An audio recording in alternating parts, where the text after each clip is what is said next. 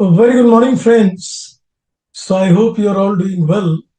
And of course, most importantly, I hope you have made your revision of what we covered in the last class as well.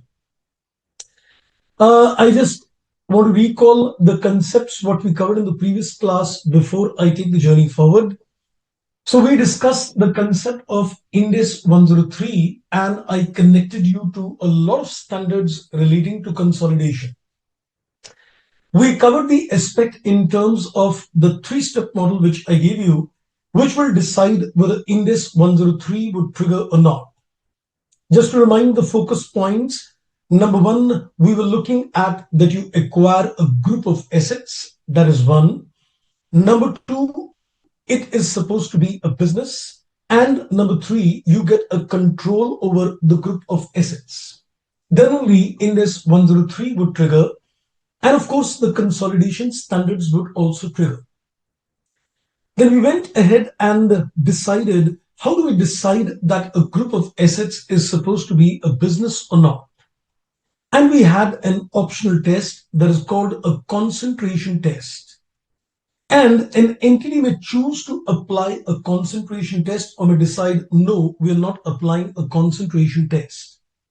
Now, one thing which we need to be cautious on is if you apply the concentration test and you pass that particular test, it is undoubtedly not a business. And if you choose not to apply the test, or when you apply the test and you fail the test, then we conduct what we call the IPO test. The concentration test was also a three-step model which I gave you, wherein you need to calculate, number one, the gross fair value of the assets acquired. I would simply put it as that there were three sub-steps within that step. You were identifying what is the amount you pay in terms of acquiring the net assets, converting it into the amount which you would have paid for the assets, converting it back again in terms of the amount you would have paid for the assets other than cash. The second step is identifying the particular asset or maybe a group of similar assets where the consideration is concentrated. So basically identifying the asset which has got a highest fair value. And then you express the percentage of step number two as a percentage of step number one. And you see that is the percentage substantial or not. If the percentage becomes substantial, then we would say the concentration test gets met. And this is an asset acquisition and not a business acquisition. Then we went on to the next test, which is mandatory, that is IPO, which I just said applies when you fail the concentration test or you choose not to apply the concentration test. In those particular cases, we would apply IPO test, that is input process output test. Now, in terms of the input process output test, it is again a three-step model which I gave you. At the first instance, you need to identify, did we acquire input and a process? Output is not relevant in step number one. And if you say, no, it's not a business, and if you say a yes, we go to the step number two, where the focus is on the output, where you start looking in terms of, is the revenue present? Then output is present. If the revenue is not present, then the output is also not present.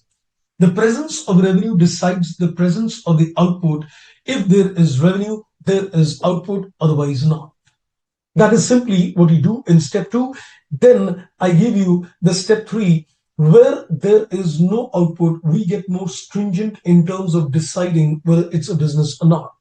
So there are three conditions. If there is no output, the process is critical. You've also acquired an organized workforce and you've also acquired other inputs as well. And if you say that, yes, there is an output on the date of acquisition, then you need to meet the two or the one condition. The two conditions are the process is critical and number two, that we've also acquired organized workforce. Otherwise, prove it to me that the process is unique or the process cannot be replaced.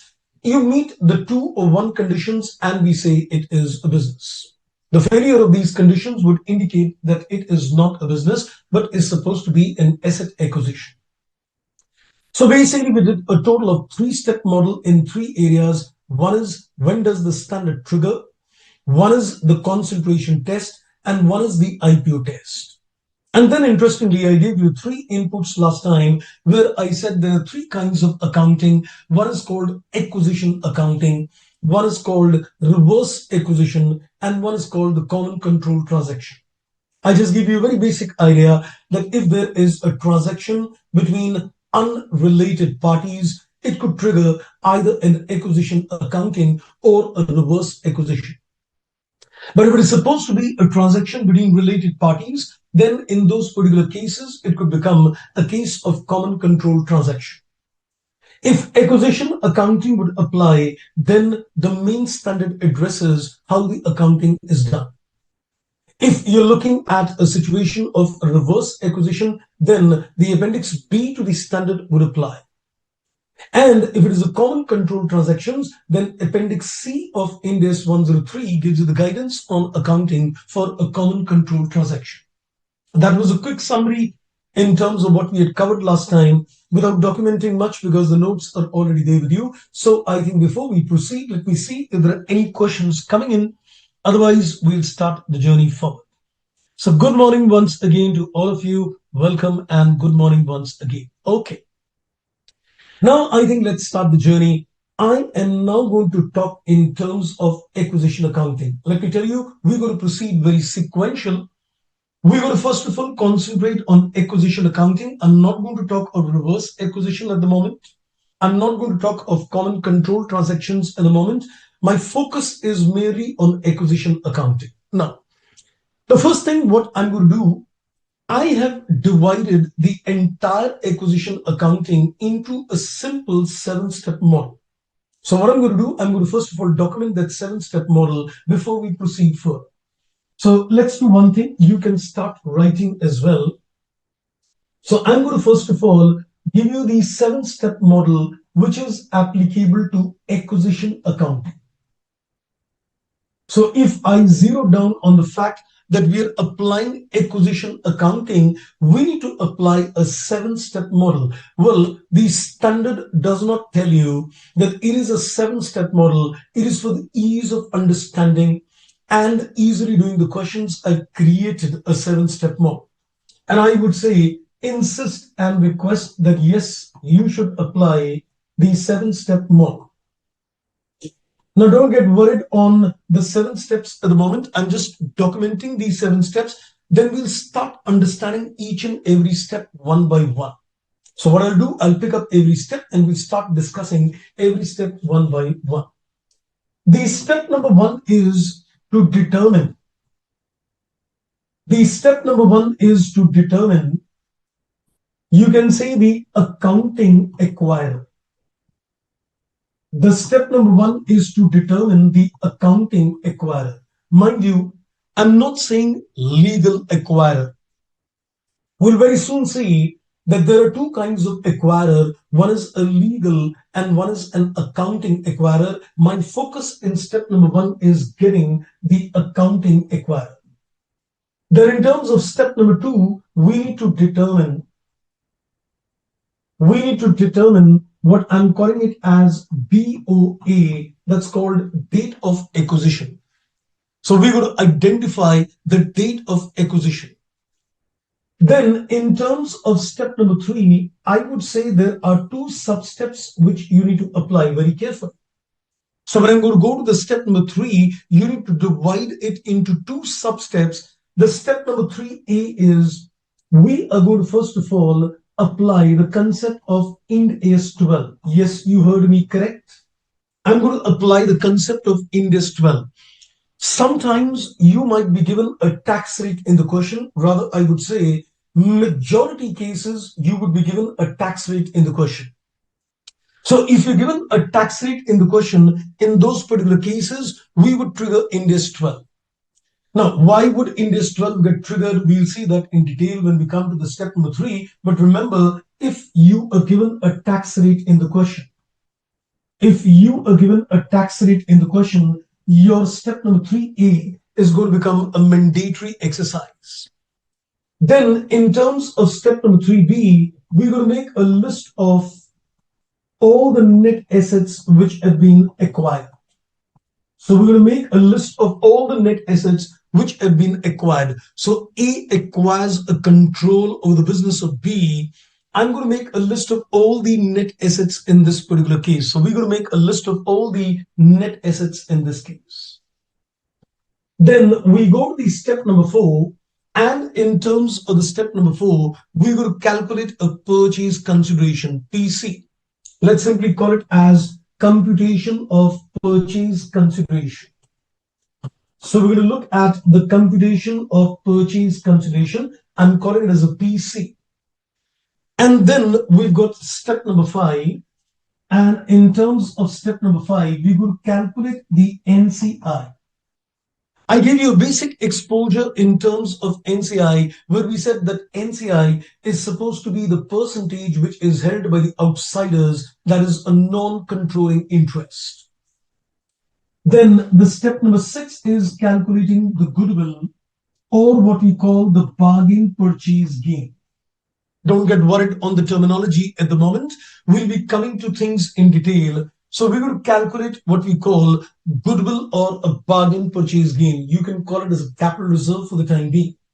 So we're going to basically calculate something what you used to do in intermediate in amalgamation chapter, calculating the goodwill or the bargain purchase gain. And finally, in step number 7, I am going to record a journal entry. Finally, in step number 7, we're going to record what I call a journal entry. Okay, just take a note of this, then I'll take it further.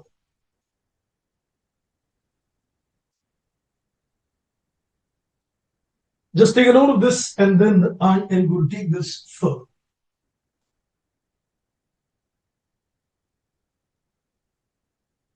I hope, friends, my voice is coming absolutely clear, right? I've just slightly changed my mic. So I guess my voice is pretty much clear, and just take a note of this and let me know.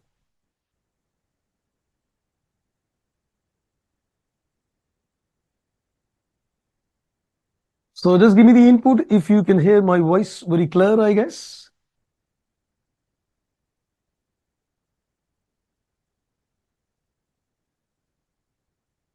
Okay, so these are the 7 steps which I've given you in terms of the acquisition accounting.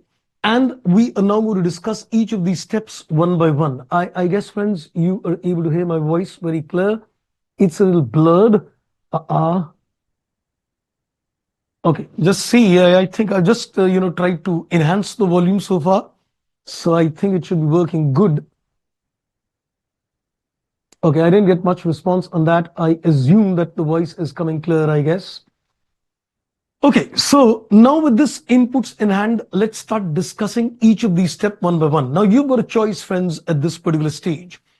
There are 2 techniques which I can use in terms of elaborating this particular standard. Either I give you a very basic idea of each step, and then we can soon reach a comprehensive question on acquisition accounting. Or what I do, I get into the details of every step one by one. So that when you do a larger question, we are able to understand any kind of permutation combinations which could arise. So you want me to give you a very basic idea on each step, or you want me to pick up each step and do a bypass surgery, open heart surgery of every step at this stage itself? What do you say? We'll go with your majority opinion, though I have my own things what I've decided. Okay, so that is great. Voice is clear and loud. I think some people saying that the volume is a little low. Just check this. I think at my end, I think everything is working good. Okay, so I guess what I am now going to do, I'm going to take you to every step in detail one by one. Let's begin with the step number 1. Now hear me very carefully, friends. I'm going to give you the possible permutation combinations which could arise when you're looking at identifying the accounting acquirer. So now hear me very carefully. You can start noting down the notes as well as I explain. So I am coming to, first of all, the step number 1. And as I said, the step number 1 is to determine. The step number 1 is to determine, you can say, the accounting acquirer. The step number 1 is to identify what we call the accounting acquirer. Now, let me first explain that when you're looking at the accounting acquirer, how do you identify the accounting acquirer? Now, there are two pertinent questions. Hear me very carefully. We'll do your permutation combinations on that. Now, there are two pertinent questions when you're identifying the accounting acquirer. Number one, you need to consider that whether you created a new entity or not. The focus number one is, did you create a new entity or not? That is focus one. The second focus is in terms of deciding that the consideration is in which form. The standard very clearly says that generally the consideration could be in the form of equity shares, or the consideration could be generally, let's say, primarily in cash. I'm not saying that there cannot be any other permutation combinations, but let's put it like this. So there are going to be two focus points what you need to keep in mind. One is, did I create a new entity or not? And the second focus point is the form of the consideration. So these are the two pertinent inputs you need to keep in mind if you need to understand who is the accounting acquirer. So what I'm going to do, I can say based on the permutation combinations, at the first instance, your focus point would be to see no new entity was created. The first focus point is that no new entity was created. As a part of the acquisition, we did not create any new entity. Two existing companies entered into a deal. Mind the words carefully. Two existing companies entered into a deal. So I would say no new entity was created. But let's say, for example, you created a new entity for the purpose of the deal. So we can have a second situation, new entity was created. New entity was created. So these are the two permutation combinations to begin with. And as I said, the second focus point is the form of the consideration. So considering what is stated in the standard, we can have two permutation combinations. In both the cases, we can have two permutation combinations, and the combination is the consideration, the purchase consideration is primarily, mind the words, the purchase consideration is primarily in cash. When I say that it is primarily in cash, it is mainly in cash. Now, if you ask me, so what is primarily, what percentage of the consideration got to be in cash? There is no percentage which is defined in the standard. So I can't say that, what is the percentage of consideration in cash? It is mainly in cash. So the consideration is primarily in cash, or the purchase consideration is primarily in equity shares. The purchase consideration is primarily in equity shares. So these are the two combinations which could arise. Similarly, if a new entity was created, the same combinations would arise. The purchase consideration is primarily in cash, or we can say the purchase consideration is primarily in equity shares. Trust me, there cannot be any fifth permutation combination. So when you're looking in terms of identifying the legal accounting acquirer, your focus is to be this particular chart. You're not going to get any fifth permutation combination. So you're going to focus, first of all, did we create a new entity or not? And then the focus is the consideration is primarily in equity shares or primarily in terms of cash. Okay, now watch this carefully, how I'm going to answer each of these situations. Now, when you say that a new entity was not created, we are saying the deal is between two existing companies. So let's say, for example, in this case, there is a company A Limited and it took over the business of B Limited. Both the companies are existing company. A Limited took over the business of B Limited and both of them are existing company. A pays the consideration to the shareholders of B primarily in cash. In this case, the company which pays the cash is the legal and the accounting acquirer. If I pay a cash to the shareholders of the other company, I'm not giving them any equity stake in my company. So I continue to be the shareholder of my own company and I would retain the control as well.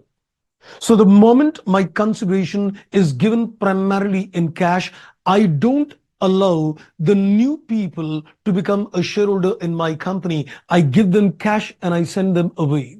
So in this particular case, if the consideration is primarily in cash, you can say the legal acquirer and the accounting acquirer is same. As per the scheme of the court, as per the scheme by the code of law, they would say that A took over the business of B. A is a legal acquirer. And A would also be considered as an accounting acquirer who paid cash, is the accounting and the legal acquirer both. Let me tell you, this can never be a case of a reverse acquisition. If you remember in the previous class, I gave you that there could be a reverse acquisition. You land up giving shares to someone and you land up giving the shares in such a way that you lose control over the company.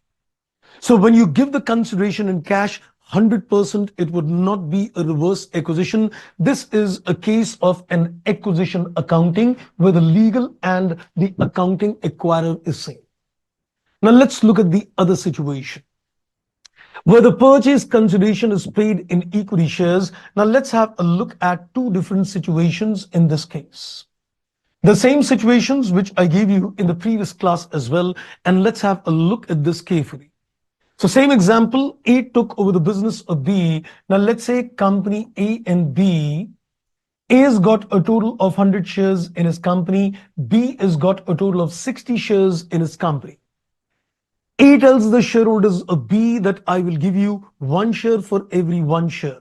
So A acquires the business of B and tells him that I am going to consider in this particular case one share for every one share held. Which means A lands up issuing 60 shares to the shareholders of B.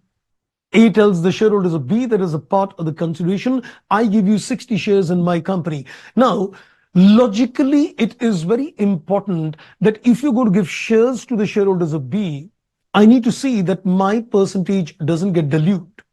I need to see that do I still continue to control my company or not? Because my shareholders have got 100 shares in the company and we've issued another 60 shares to the shareholders of B. So what is the percentage stake which is left over? So one thing is very clear. If you give a consideration in shares, you will definitely dilute your control. One thing which I'm saying again point blank, if you're going to give shares to the shareholders of B, you're definitely going to dilute your control.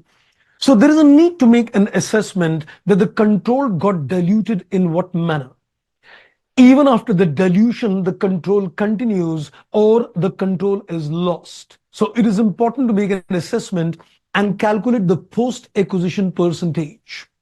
It is important to calculate a post-acquisition percentage. Earlier, the shareholders of A had a 100% stake in the company, and now they are left with 100 out of 160. So their percentage is definitely gone down, and it is 62.5%. The control is diluted, but the control is not gone. Mind the words, the control is diluted, but the control is not gone. So I would say in this case, we can again say that A is supposed to be the accounting and the legal acquirer both. Now, let's take a situation where A lands up giving the shares to the B shareholders and he gives the shares in such a way that he loses the control, which I gave you last time as well. So let's say there is company A and B with the same number of shares, 160, and A decided to give, let us say 2.5 shares for every one.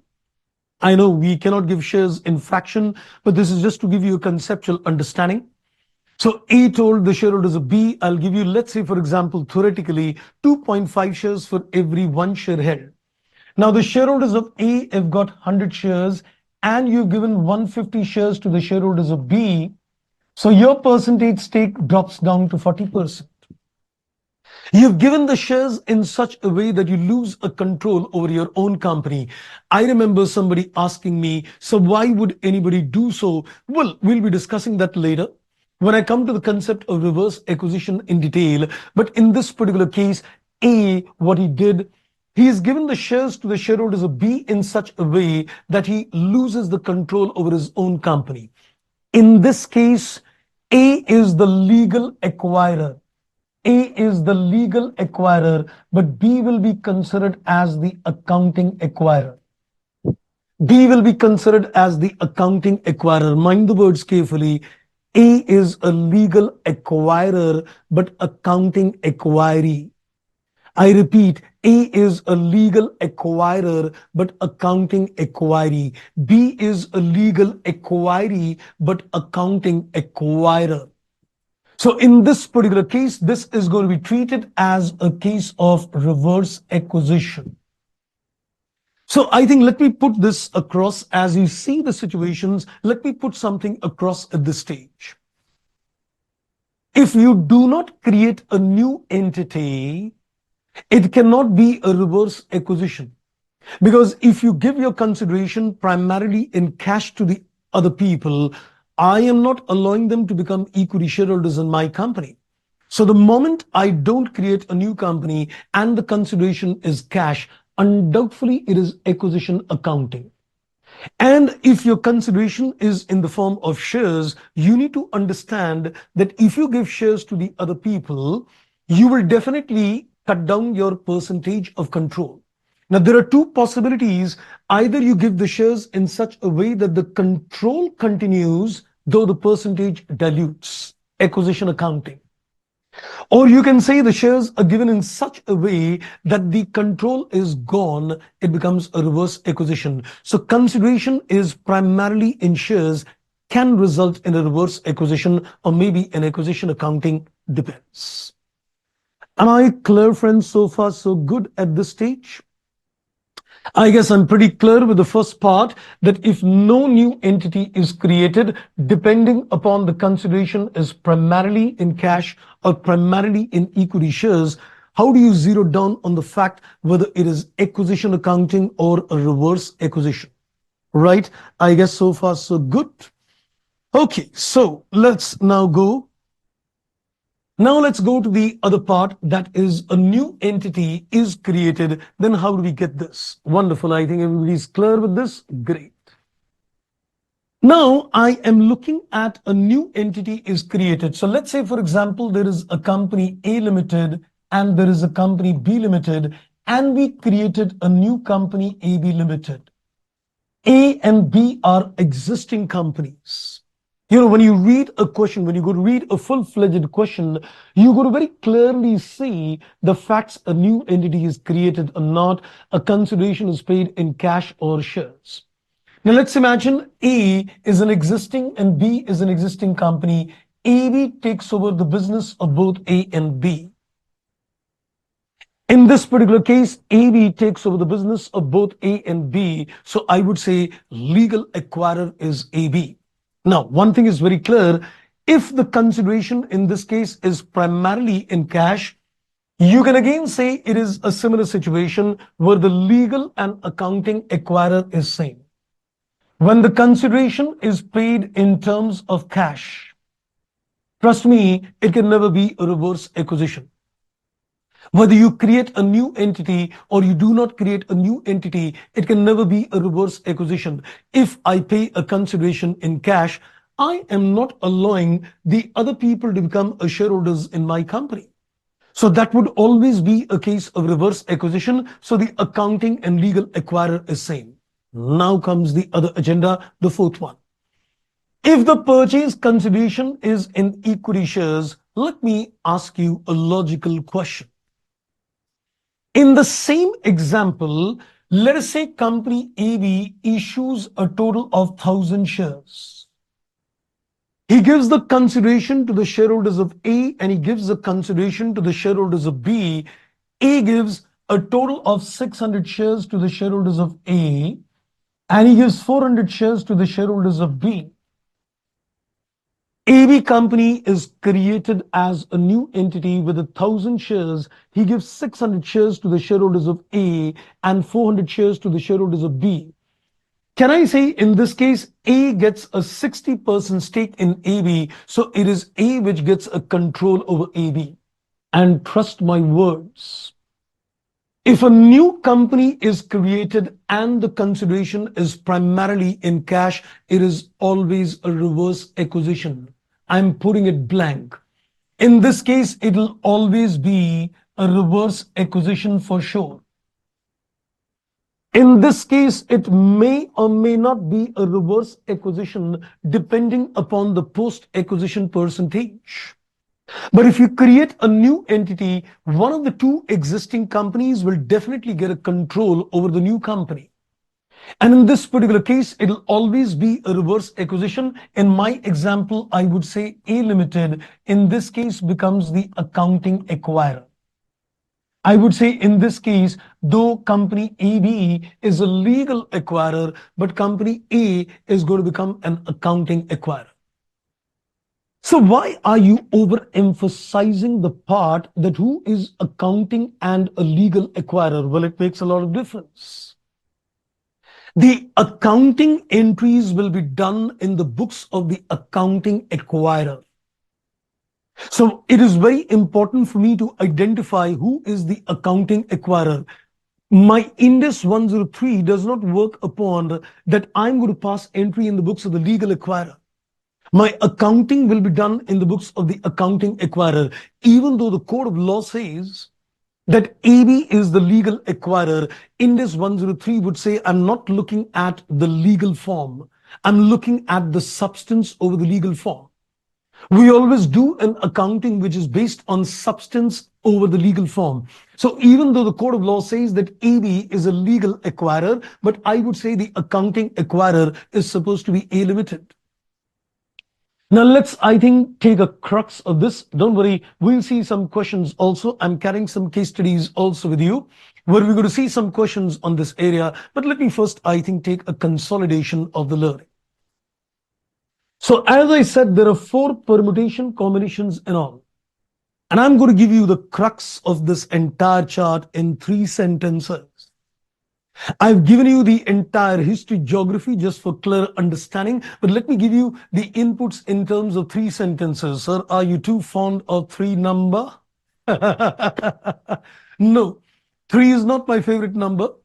But just in case, I'm coming to the 3 sentences to consolidate the learnings in step number 1.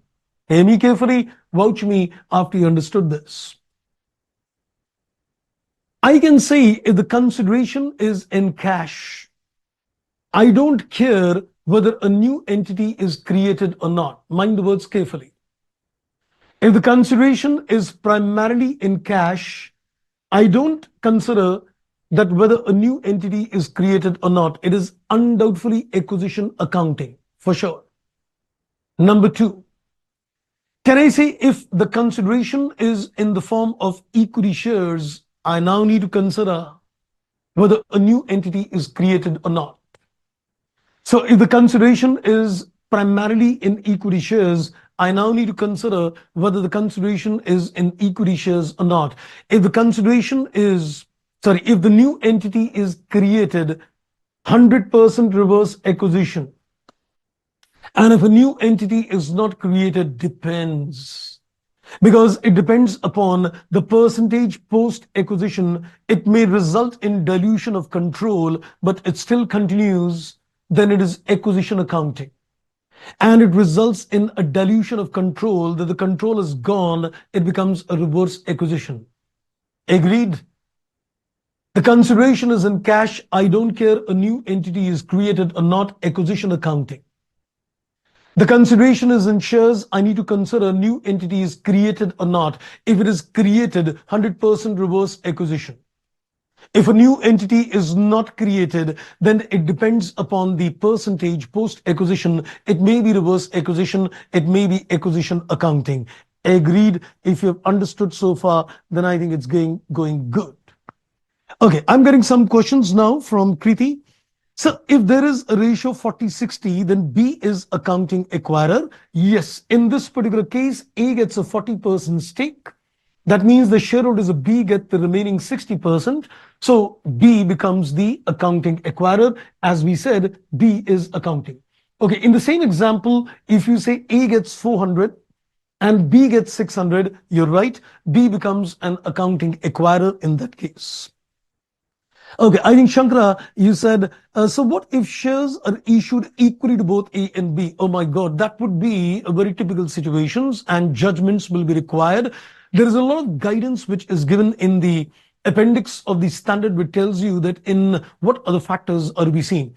Well, I think from the examination point of view, it's difficult to make the assessment based on judgment because when judgment is involved, those kind of questions may not be confronted in the exams. But yes, Indus 103 has given us a lot of parameters which explains that how do you make an assessment of an accounting acquirer, typically in situations where it could be a case of reverse acquisition.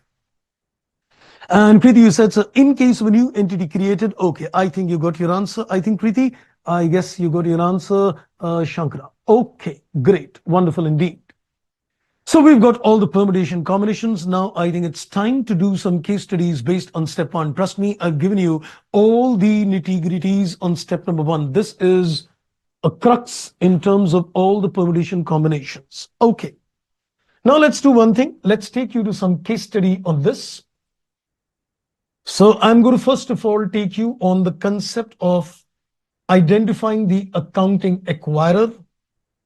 So let's have a look at a case study. I think I'm just going to take you to the assignment. I've just created a tailor-made assignment as well for you, and so that we can get a little more clarity on thoughts.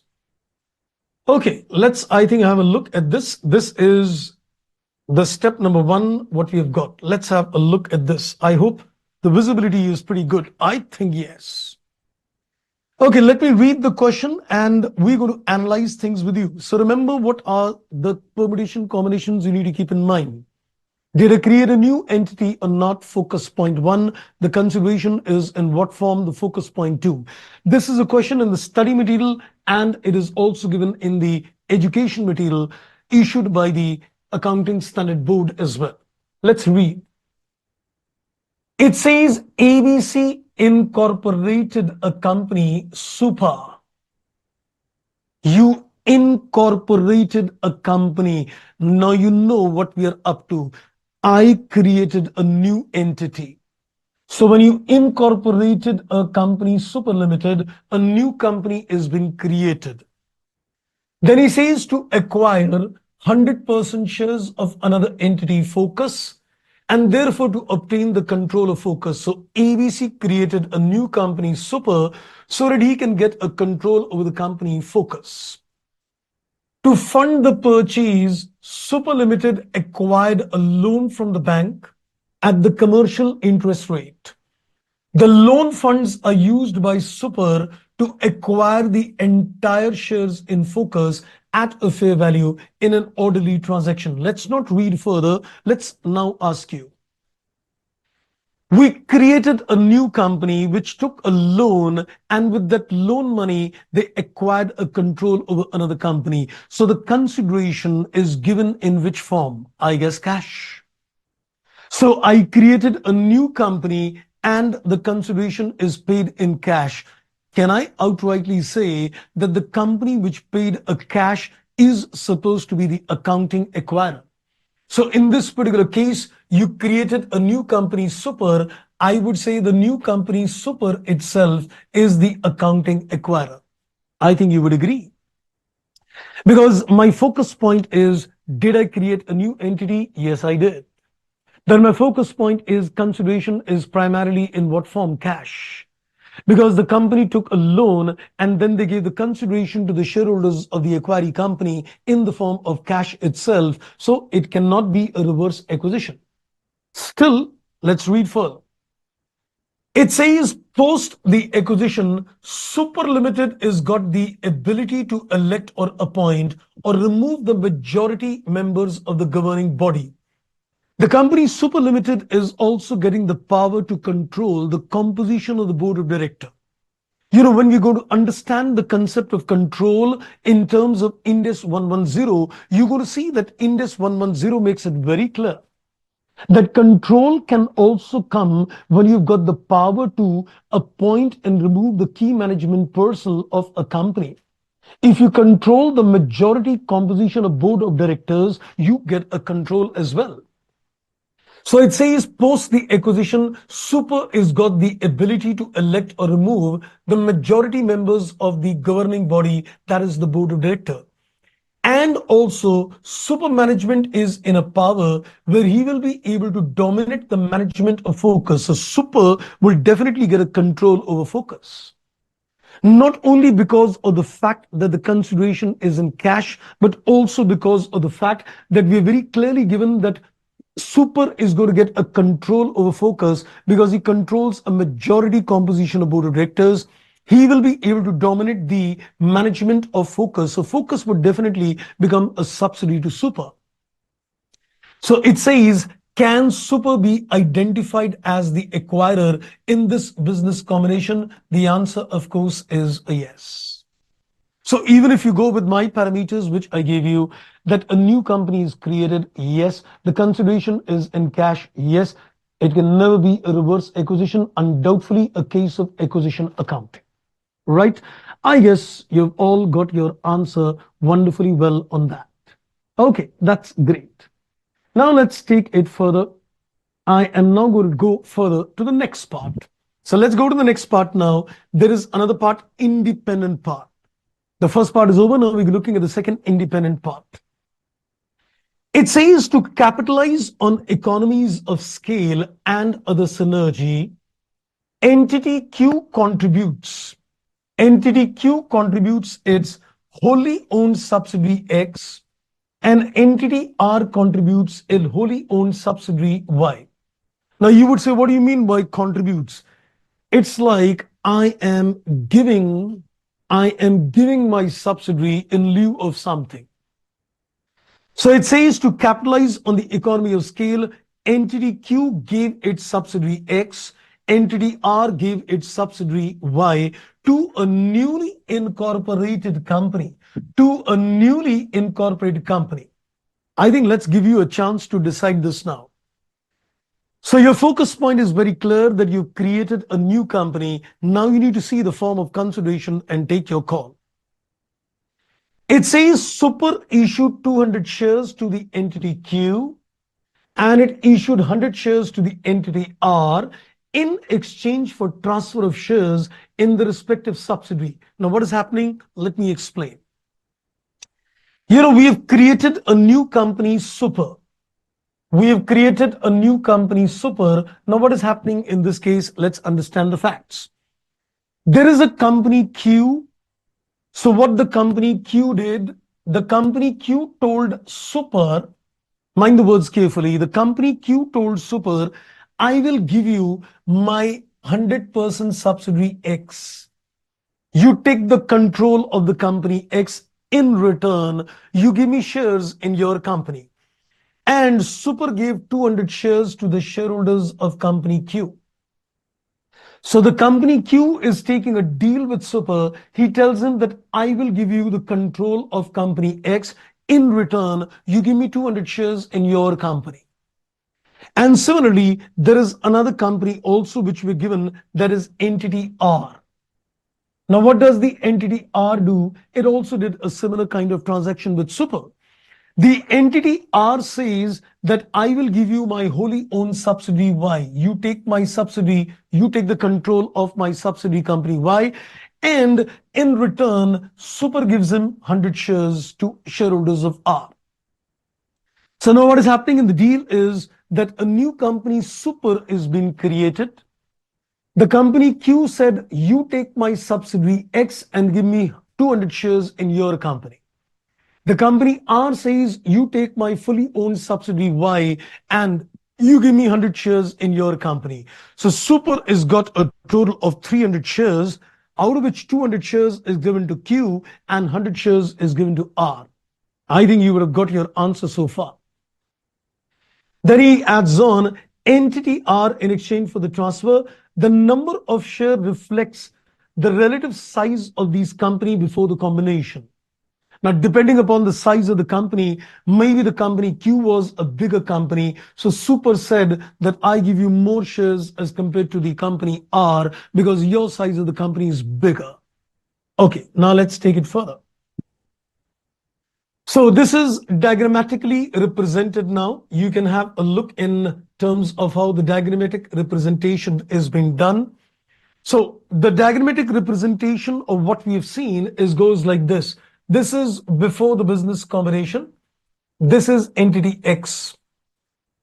Entity Q had 100% stake in X. Entity R had 100% stake in Y. So X was a wholly owned subsidiary of Q. Entity Y was a wholly owned subsidiary of R. Now, what happened in the deal? In the deal, after the business combination, entity Q gets a 200 shares in Super, 67%. Entity R gets 100 shares, 33% in Super. And entity Q gave the control of X to Super. Entity R gave a control to Super to company Y. So Q gave his subsidiary in return of getting 67% stake in Super. R gave the control of Y to Super in return of getting 33% in Super. Can you tell me, in this deal between entity Q, entity R, and Super, who is the accounting acquirer? Let's get the answers from your side. And I think I've got the correct answer. Absolutely. Super is the legal acquirer and entity Q is the accounting acquirer. You're absolutely correct. Because in this particular case, entity Q gets a 67% stake. So I would say from the accounting point of view, the accounting acquirer is Q. Legal acquirer, of course, is Super.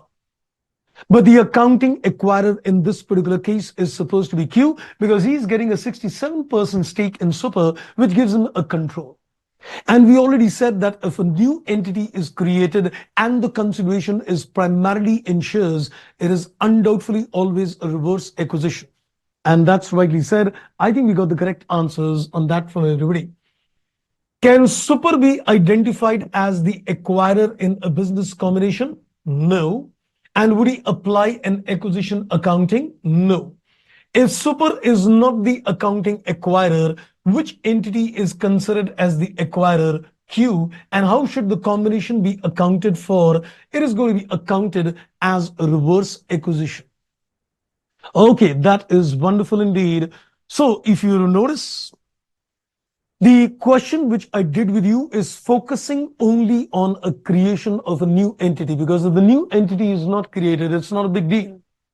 But don't worry, when we come to the larger questions with you, we'll see the situations when new company is not created as well. Now, moral of the story, before we go to the next step, step number 1 is done in detail. I want you friends to give your comfort zone on step 1.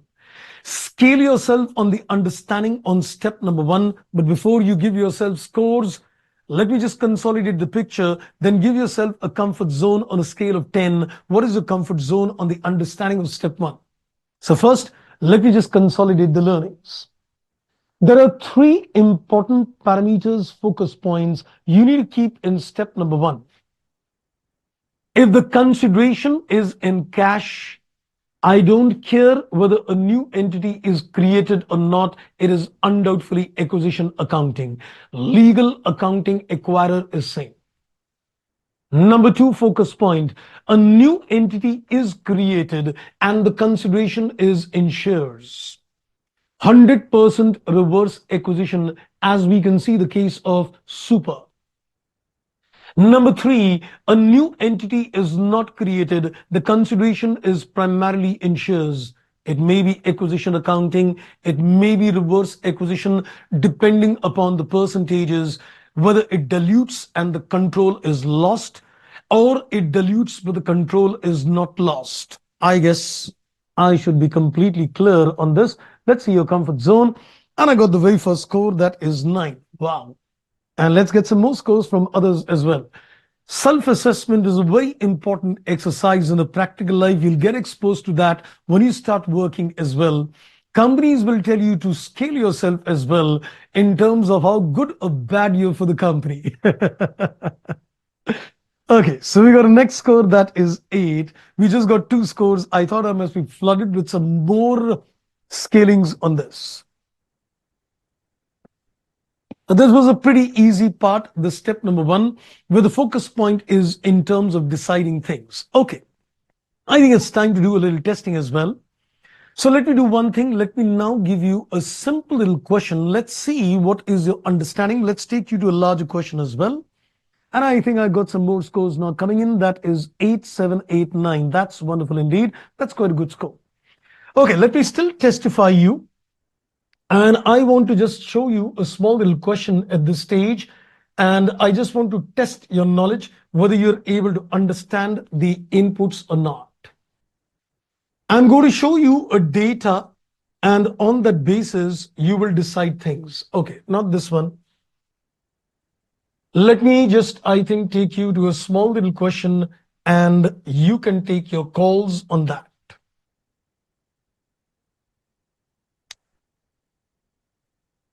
I'm going to show you a question to testify your knowledge on this. Okay, so let's consider this particular question. I'm just going to show you a small little fact, only a small little data just to testify the knowledge. There are 2 companies. It's a study material question. There are 2 companies, professional and dynamic. So I just want to show you a data in terms of things, apply your mind. It says Professional Limited acquired 70% shares of Dynamic by issuing its own shares, 1 share for every 2 shares that is given. There is a company, Professional, it acquired a 70% shares in Dynamic, and they gave 1 share for every 2 shares. Now, you need to decide your call. Professional is an existing company, Dynamic is an existing company, and the deal is happening between the 2. You decide whatever. And the consideration is being given in the form of shares, 1 share for every 2 shares. Now, let me just give you what is the number of shares in Professional. Professional, I think, has got a total of 5 lakh shares, and Dynamic, I think, has got a total of, I guess, a total of, I think it is to the extent of, no, this is 5 lakh, this is 50, and this is, I'll give you the number of shares. As far as Professional is concerned, it has got 50 lakh shares. And as far as Dynamic is concerned, it has got a total of 4 lakh shares. So let's say Professional has got 50 and Dynamic has got 4 lakh. I acquired 70% shares, and I said I'll give you 1 share for every 2 shares. So we said we're going to acquire only 70%, not the entire share. So 4 into 70%, and I gave them 1 share for every 2, 1.4 lakh share. Let me ask you, after giving the shares to the shareholders of Dynamic, do you think Professional still continues to control the company? Decide. He's got 50 lakh shares in the company, and they issued another 1.4 lakh shares to the shareholders of the other company. Let's see what is the percentage. 50 divided by 51.4, the percentage is 97% approximately. Is a new company created? No. The consideration is primarily in shares? Yes. I did the calculations of the percentage post business combination. The percentage got diluted, but still he retains the control of the company. So who is the accounting and the legal acquirer in this case? That's rightly said. Professional is the legal and the accounting acquirer. It becomes a case of acquisition accounting. So I just wanted to show you a larger question so to get connected in terms of how the larger step is going to be applied to a comprehensive question. Okay, that's wonderful indeed. Okay, now let me just come back and we're going to go to the step number 2. Step number 1 is done. Now we're going to go to the step number 2. Now, in terms of the step number 2, let me again give you a little more detailed knowledge on step number 2. The step number two is getting an acquisition date. And trust me, people tend to get confused in identifying the acquisition date. I'll be doing a couple of questions in the study material on the concept of acquisition date as well. But first, let's hear this carefully. So I'm looking in terms of the step number two. In terms of step number two, we need to determine the DOA, date of acquisition. So we need to determine the date of acquisition. I would now like to read some inputs which are given in the standard, which talks about the date of acquisition. Some mind it carefully. Don't write anything. Just watch me carefully. I am going to take you to the concept of determining the acquisition date. This is an extract of what is given in the study material and is also there in the standard as well. So let me just read something and create an image in your mind. I'm going to give you a comprehensive permutation combinations in terms of things. It says the acquirer shall identify the acquisition date, which is the date on which it obtains control of the acquiree. Mind the words carefully. Acquisition date is the date when acquirer obtains a control of the acquiree. So we need to get the date when you get a control. The date on which acquirer obtains a control of the acquiree is generally the date on which acquirer legally transfers the consideration. Aha.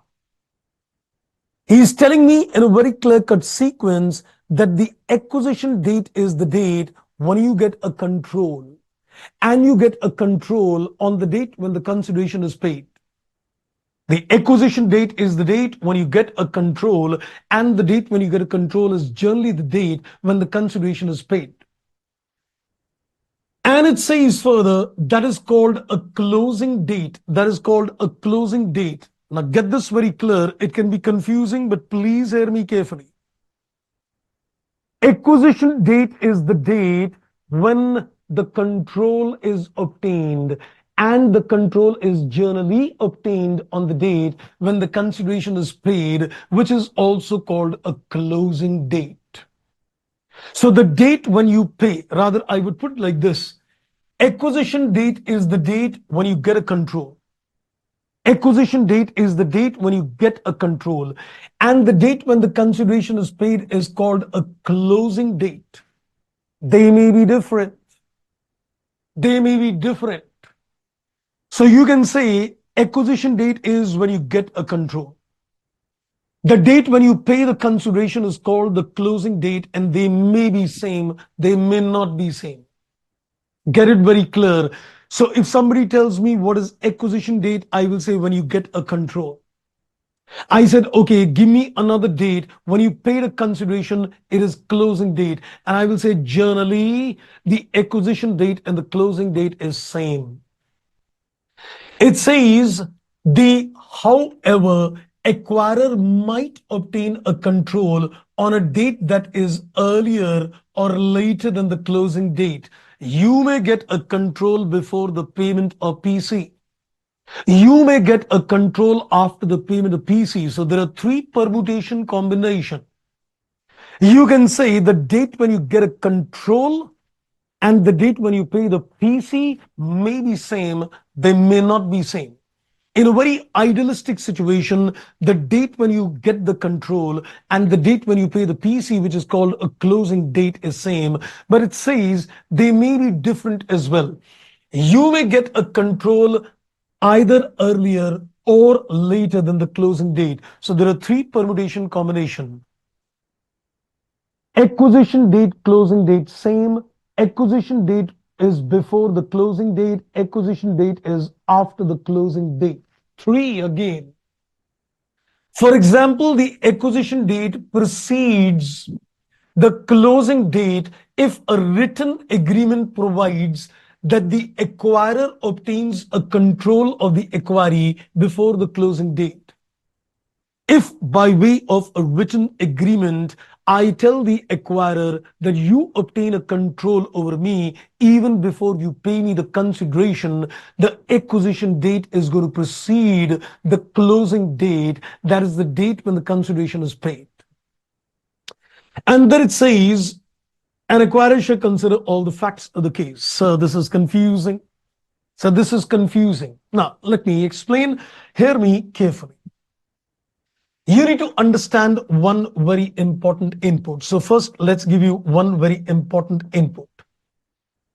First of all, consider in mind that there are two dates. One is called date of acquisition. One is called a date of acquisition, and one is called a closing date. Please remember that there are two different dates. There are two different dates.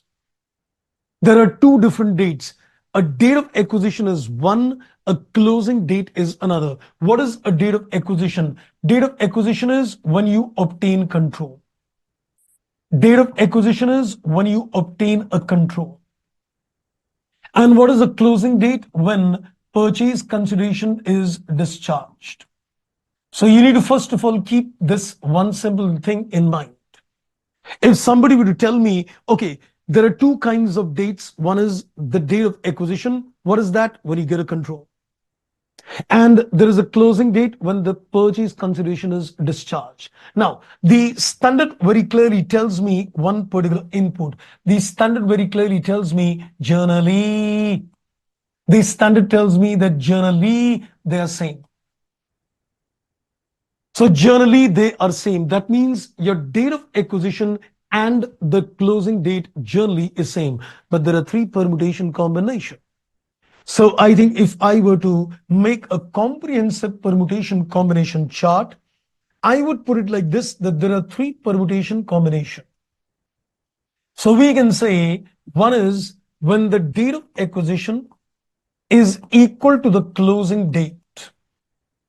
One is the date of acquisition precedes. One is the date of acquisition precedes the closing date. And one is the date of acquisition is after. It is after the closing date. So these are three combinations.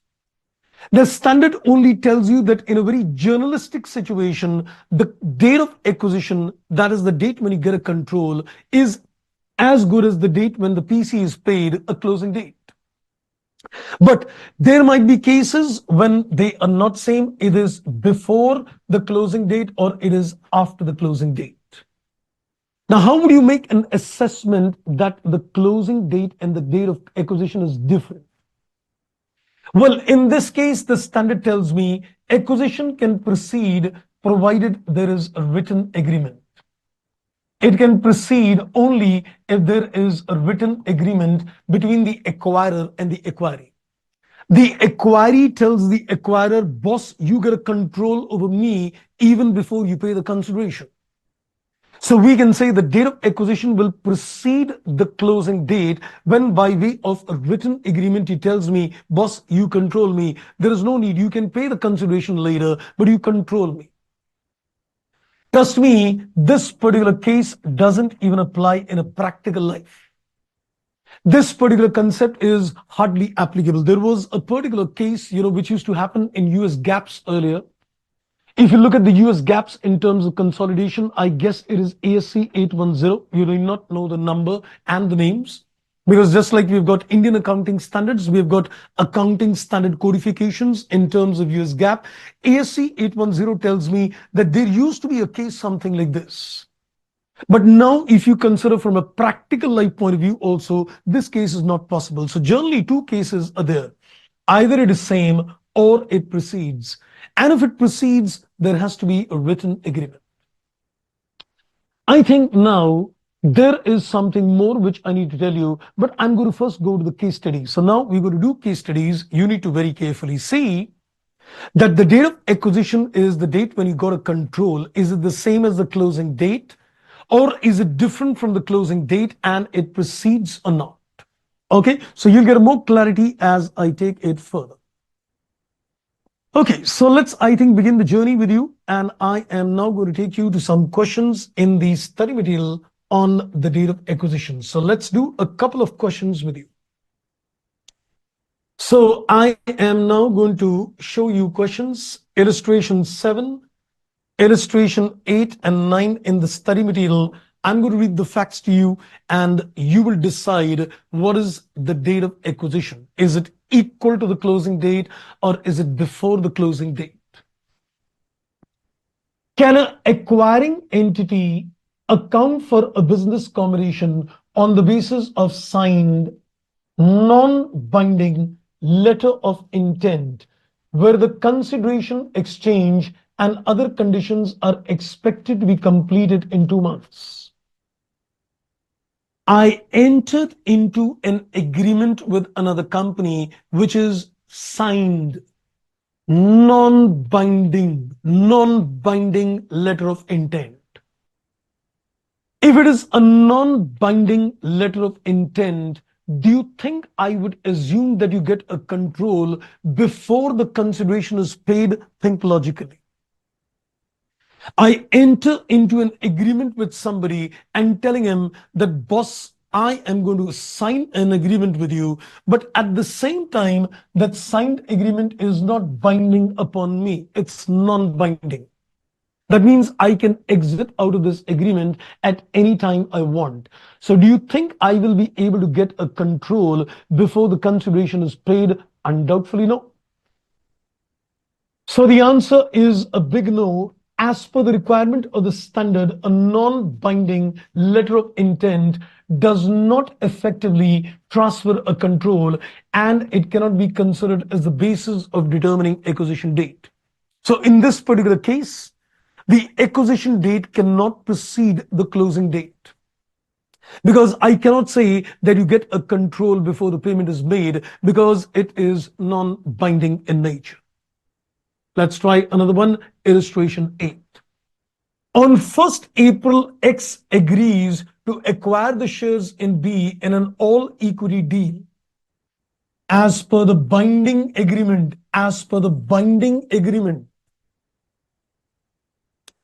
there is a binding agreement, which means unlike the previous illustration, you cannot exit out of this. As per the binding agreement, X will get the effective control on 1st April. However, the consideration will be paid only when the shareholders' approval is received.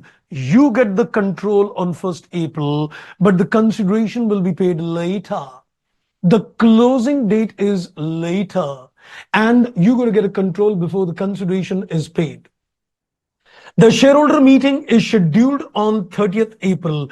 If the shareholders' approval is not received for the issue of new shares, consideration will be settled in cash. Now, mind it carefully, friends.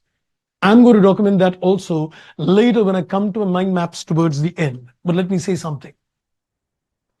In my previous discussion, I said the date of acquisition precedes the closing date if there is a written agreement. But let me caution. Even if there is a written agreement which tells that the company can get a control before the consideration is paid, you cannot undoubtedly say that the date of acquisition precedes the closing date. Now, if you look at the reason, let me explain why. In this example, it says if the shareholders' approval is not received for issue of new shares, you'll pay the consideration in cash. Hear me very carefully. The shareholders' approval is a mere formality because the deal cannot be called off. It is only that the consideration form of payment will change. In this particular case, if the shareholders do not give the approval, we will give cash instead of shares, but you cannot call off the deal. Therefore, we can say the date of acquisition precedes the closing date. But let's say, for example, if the shareholders' approval is something which is substantive in nature, that means if the shareholder does not give an approval, the deal is going to be called off, then the date of acquisition cannot precede the closing date. Hear me again, it's a very important point. So we are saying that simply if you passed on the control to the person before the PC is paid, it does not mean that I will conclude that date of acquisition is preceding the closing date. You need to be careful on the fact that in this particular case, the approval, because the deal is subject to approval. If the deal is subject to approval, you need to see that the approval is a mere formality. Then the date of acquisition precedes the closing date. But if it is not a mere formality, if it is not a mere formality, but the approval is substantive in nature, then the closing date and the acquisition date will be considered same. I hope I'm clear. I guess, friends, I'm very clear on my thoughts, I guess, right? So in this particular case, since it says that even if the approval is not received, the issue of new shares, you will settle the consideration in cash. So the approval is a mere formality. Therefore, in this particular case, the acquisition date precedes the closing date. So the acquisition date is 1st April. This is because in the above scenario, even if the shareholders don't approve, consideration will be paid in cash. Because if the deal is subject, so even if there is a written agreement, you need to see that the written agreement is subject to approval. If it is subject to approval, you need to see that the approval is procedural, then yes, it can proceed. But if it is substantive, then it is not. Right? I hope I am pretty clear on that. Let's have a look at another one now. This is going to give you some more insights, I think, before illustration 9. Let's, I think, have a look at a little connected illustration. So let me go to the illustration number 10, which will give you more insights in terms of what I'm discussing. So let's have a look at the illustration number 10 now and decide. Let's give you an opportunity, friends, to decide now. You've got the understanding. Let me just consolidate. In a very idealistic situation, the date of acquisition and the closing date is same. But the date of acquisition can precede the closing date, that is before the PC is paid. Now, when you say that it can precede, you need to see, okay, is there a written agreement? Yes, but don't stop. If there is a written agreement, don't stop. See, is it subject to approval? If you say, yes, it is subject to approval, I'll say, okay, is the approval something procedural? Yes. The date of acquisition can precede the closing date. If you say, no, it is not subject, it is subject to approval, which is substantive, then it cannot proceed. Let's try this. It says ABC XYZ, a manufacturer of rubber components for a particular type of equipment.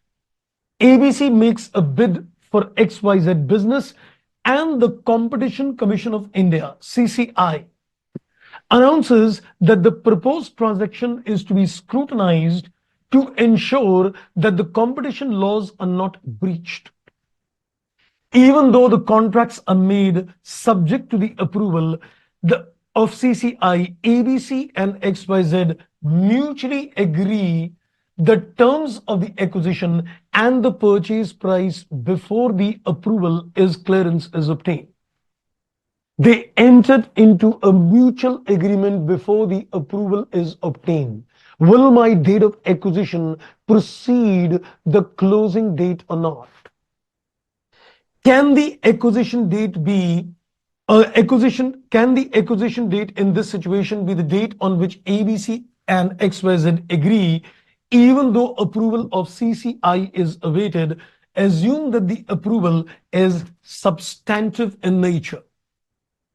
They enter into a written agreement, mutually agree that I'll pass on the control, but it is subject to CCI. And it says the approval of CCI is something which is substantive in nature. If it is substantive in nature, can I consider the date of acquisition to proceed? Okay, Shruti says, can we amend the chart? I am about to amend the chart, of course. So tell me, in this case, can the date of acquisition precede the closing date? In this case, the approval is not procedural, unlike the previous illustration. It is something which is substantive in nature. So will I be able to prove that it precedes? Of course not. So I think let's have a little look at the answer as well to get a little more clarity. So let's have a look at the answer, get a little more clarity, and I think you can easily understand this bit. We quotes the paragraph. Now let me come out here. Since the CCI approval is substantive for ABC to get a control over XYZ, the date acquisition cannot be earlier than the date on which the approval is obtained. This is pertinent that approval is considered to be substantive, and accordingly the acquisition date will be completed only on the receipt of such an approval. Okay, that's wonderful indeed. We got the correct answer. Sir, can you consolidate the learnings in terms of this step? Okay, let's do one thing now. Let's give you the consolidations of the learnings at this stage. Now hear me very well, friends. I'm going to now make a summary chart on this. And Shankar sir, please tell what is procedural and what is substantive. Okay.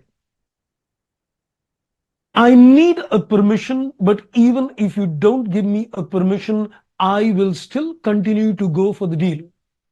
Mere formality, procedural. So, for example, I need somebody's permission, but even if they don't give me the permission, I can still continue. So it is only asking, may I go to drink water? And you tell me, no, you cannot drink water. I will still drink the water. This is called procedural. That you can refuse me, but you cannot call off my deal. It becomes procedural. Like in the previous case, your deal is subject to shareholders' approval, and if it doesn't get approved, deal cannot be called off, but only the consideration instead of shares will be in cash. Mere formality, procedural. But if it is something where somebody doesn't give approval, the deal will be called off. That means I need a CCI approval, Competition Commission of India approval. If they don't approve, the deal cannot happen. Substantive, major. Then it is considered to be substantive in nature, major in nature. Right? I guess I'm clear with that. Hope you got your answer on that, right? Okay. Now I think let's make a summary view in terms of the step number 2. So what is the moral of the story in terms of the step number 2? Just as I gave you a crux of step 1, I'm giving you a crux in terms of step 2. We can see on the date of acquisition, I would say there are two dates. One is called the date of acquisition and one is called a closing date. If somebody were to ask me, so what is a date of acquisition? I would say the date when you obtain a control. I'll say, okay, when do you obtain a control, sir? I would say generally you get a control on the closing date. Generally, you get a control on the closing date when the purchase consideration is discharged. So there are two dates. One is called a date of acquisition, the date when you get a control. And one is a closing date, the date when you pay the PC. So we can say, when do you get a control? Generally, you get a control. Generally, you get a control when the PC is paid. So in a very idealistic situation, we can say that the control is obtained on the date when the PC is paid. Now, we can say this is a journalistic situation, but we've got an exception.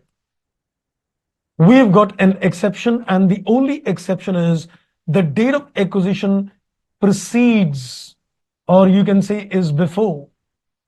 It precedes the closing date. This is the only exception because the third one is theoretical. So the date of acquisition precedes the closing date. So when will it precede? When there is a written agreement. When there is a written agreement. So when there is a written agreement, which means they've mutually agreed. So they're mutually agreed in this case. So when there is a written agreement, they mutually agreed that, okay, I will pass on the control. Now, what do you need to be careful on? If you say that there is a mutual agreement, you need to see, is it subject to approval? or you can say it is not subject to approval. So I would say there are two permutation combinations in this case. If there is a written agreement, you need to see that is it subject to approval? Do I need to take a permission? Now, if you say no, it is not subject to approval, then we can say date of acquisition precedes the closing date. Then I can definitely say that the date of acquisition precedes the closing date. And if it is subject to approval, I will say, is the approval merely procedural? Is it merely procedural, or is it something which is substantive in nature? We did two illustrations. One is where the shareholders' approval is procedural, one is CCI is substantive. So your mind should be very sharp in terms of deciding things. If it is subject to approval and it is merely procedural in nature, the date of acquisition precedes. The date of acquisition precedes the closing date. And if it is substantive, we can say date of acquisition has to be equal to the closing date itself. I hope you got all the permutation combinations clear, friends. I guess I made myself very clear on this particular case now. I guess I am very, very clear on the agenda. So you can say in the exceptions, you need to be careful. Can the control come before the PC? Can the control come before the PC? The control can come before the PC if there is a written agreement. If the written agreement is not subject to approval, control comes earlier. If it is subject to approval, it depends, the nature is procedural or the approval is substantive. If it is procedural, the control can come before. If not, it cannot come before. Right, friends? I guess now before you give your comfort zone scores, okay, I think Shruti says a good one. Drink water one. Okay, I thought that's the better way to explain that it was a mere procedural thing. If I ask you, can I drink water? Even if you say, no, I'll drink, then it is procedural in nature. But if you say, no, you cannot, then it is substantive in nature.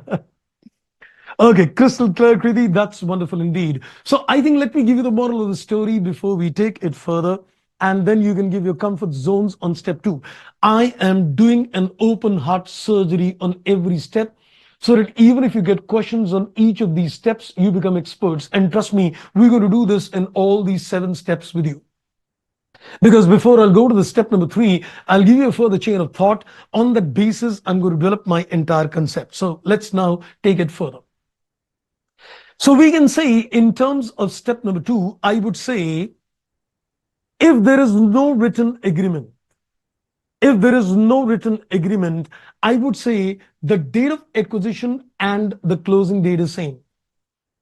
If there is a written agreement, I need to evaluate. If there is a written agreement, I need to evaluate.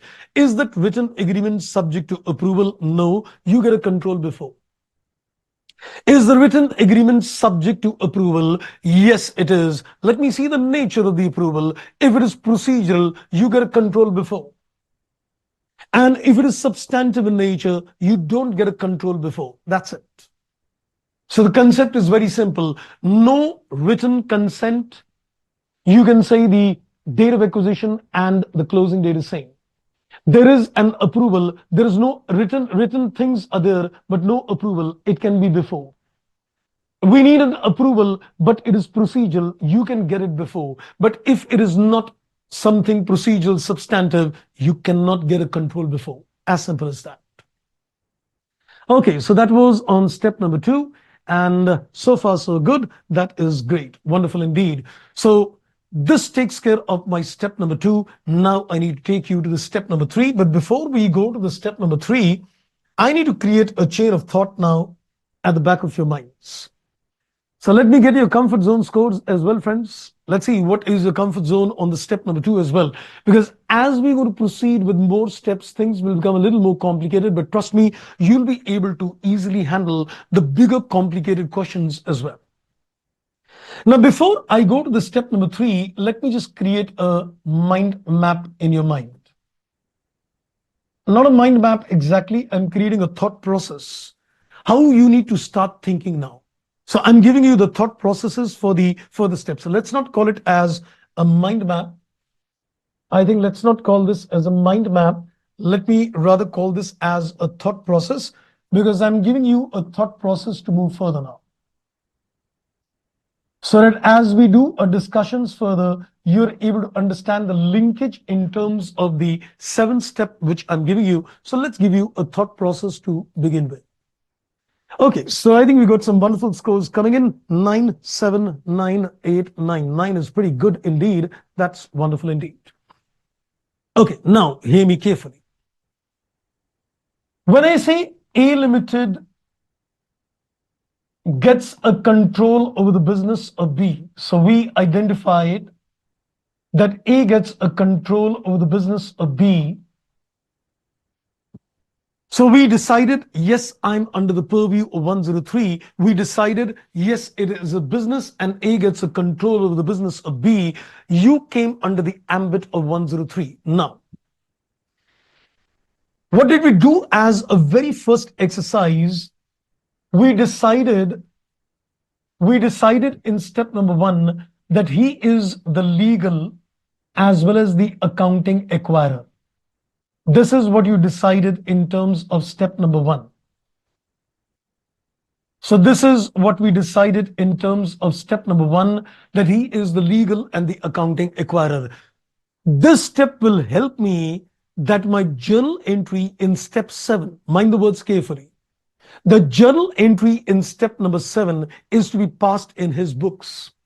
So when you identify that he is the accounting acquirer, I know I need to pass the entry in his books of accounts. The step number 7, the journal entries are to be done in his books.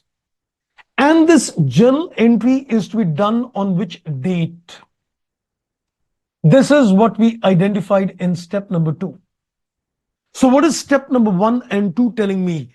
Entry in whose books? किसकी books में entry करनी है? किस date पर करनी है? तो step number 1 is going to tell you in whose books do you need to do the entry, and step number 2 tells me that what date you need to do this entry. Now, focusing in terms of the step number 7. So I'm first going to give you the entry in step number 7. Just to give you a basic entry in step number 7, the journal entry, which is called the acquisition accounting entry. So what we're going to do, we're going to pass an entry, assets which have been acquired will be given a debit. Liabilities which have been assumed will be given a credit. So in this entry, you are going to pass something like that accounting standard 14 entry, which you did in intermediate. So you're going to put an entry, assets will be given a debit, liabilities will be given a credit. And you're going to pay a purchase consideration. Now, I may not acquire, please hear this carefully, I may not acquire 100% stake in the company. I may acquire only 80% stake in the company. So these assets and liability are 100% assets and liability. So when you put this entry, whether you acquire 80% stake or whether you acquire 100% stake, you're going to put this assets and liability, 100% of the assets, 100% of the liability. But let's say you paid a purchase consideration, getting only 80% stake in the company. So that 20% is with whom? That 20% is with the NCI. The remaining 20% is held by the outsiders, that is NCI. Now, if you look at the entry mathematically, this is 100% of the net assets, and the PC plus NCI also makes it 100%. And then you know that when you compare the PC plus NCI versus the net assets, you will get a goodwill as a balancing figure. You're going to get a goodwill as a balancing figure. Trust me, in step number 3 to step number 6, I'm working on this entry. See how. I am calculating in step number 3. In this step number 3,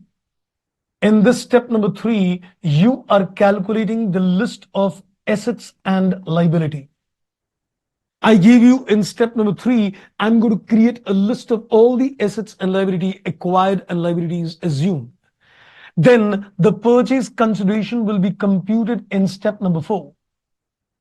Then the NCI is going to be computed in step number 5. And the goodwill is going to be computed in step number 6, which I gave you as my steps. So you can now see the correlationship in terms of all the steps which I've created. Your step number 1 decides in whose books of accounts do I look at the entry accounting acquirer. In terms of step number 2, when do you pass this entry date of acquisition? Then step number 3, you organize the net assets. Step number 4, you organize the PC. Step number 5, you organize the NCI. Step number 6, you organize the goodwill. And then finally, in step number 7, you put the journal entry. That's how I organize my steps. So basically, I'm working at the step number 7 that I need to put an entry in the books of accounts. So I need to get whose books of accounts accounting acquirer, which date, acquisition date, and to put this entry, I need the information in step number 3 to step number 6. Organizing the net assets, the PC, the NCI, and the goodwill so that I can consolidate and record this entry. I hope you got the thought process now. I thought before I go to the step number 3, you're able to correlate in terms of why the step number 3, 4, 5, 6 is being done, so that I can achieve this journal entry in the books of the accounting acquirer on the acquisition date.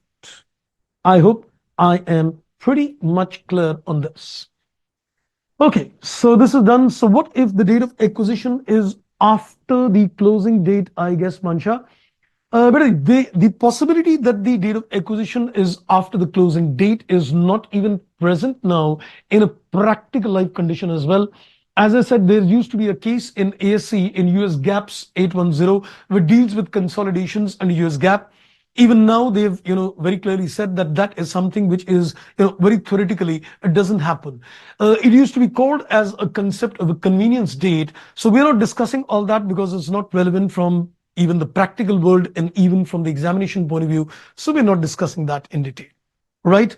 Okay, so far, so good. Now, let's take it further. Created the chain of thought in your minds. I've created the chain of thoughts in your mind that what we're going to do in step number 3 to step number 6 to organize the inputs in step number 7. Now, let's take it back. I guess, friends, you all remember Ind AS 12. I guess you've done Ind AS 12, right?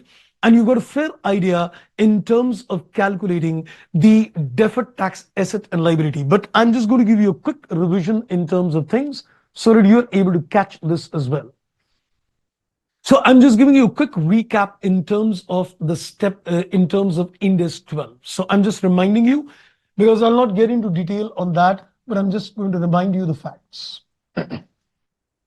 Now, coming to the step number 3, where my focus is Ind AS 12. As I said earlier, that in terms of step number 3A, you need to apply Ind AS 12. Now, please hear me very carefully. I'm just consolidating the inputs which you've already learned in Ind AS 12, which we're going to use in Ind AS 103.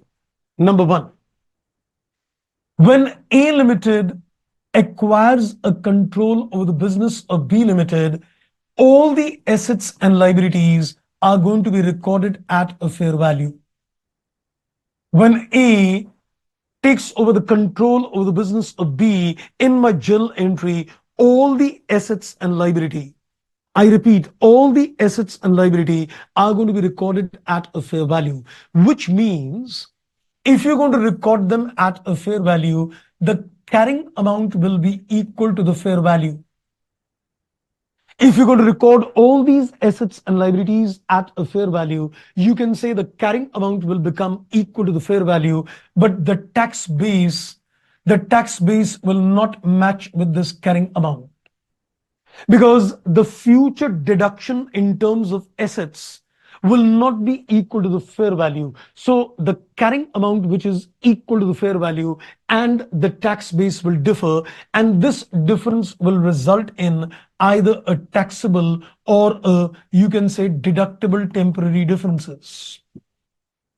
So when you go to apply the concept of Ind AS 12, when you go to apply the concept of Ind AS 12 in a business combination, the carrying amount of the assets and liability is the fair value. But the tax base will not be equal to the carrying amount, resulting in a taxable and deductible temporary differences, which would further lead to either a DTL or a DTA, as the case may be. Now, when you put this acquisition entry, the DTA DTL is going to be a part of this entry. When you're going to record the acquisition entry, this DTA DTL is going to be part of this entry. So now let's give you the conclusions at this stage. Number one, if you look at assets and liability other than goodwill, if you look at assets and liability other than goodwill, I'm saying you're looking at assets and liability other than goodwill. If it results in a DTL DTA, put it in the acquisition entry. So we will record a DTL and DTA as a part of acquisition entry. So any asset or liability other than goodwill, I'm putting it very clear, any asset or liability other than goodwill is going to result in a DTA or a DTL. You're going to put it as a part of the acquisition entry. Number two, if you're looking at a goodwill and the goodwill results in a DTL or the goodwill results in a DTA, you must have done this in Ind AS 12, that if a goodwill results in a DTL, we do not recognize it as a part of the entry. Ind AS 12 prohibits you to recognize a DTL on a goodwill. Ind AS 12 prohibits me. So if a goodwill is resulting in a DTL, it is not taken as a part of the entry. But if it results in a DTA, we definitely consider this as a part of the entry. So my advice is, in step number 3A, you need to carefully look at all those assets and liability whose fair value and tax base is different. I put it again. In step number 3A, you need to carefully look at all those assets and liability whose book value becomes the fair value is different from a tax base. Organize the deferred tax assets and liability on all those assets and liability, and it becomes a part of the acquisition entry. As far as goodwill is concerned, be careful that if the goodwill results in a DTL, it is not a part of the entry. You cannot recognize it because Ind AS 12 prohibits you. And if the goodwill results in a DTA, it is recognized. So can you take an example to illustrate this concept of step 3A? Okay, so let's do one thing. Let's take you to the step number 3A. Okay, before this, I think, Shruti, you've got a question.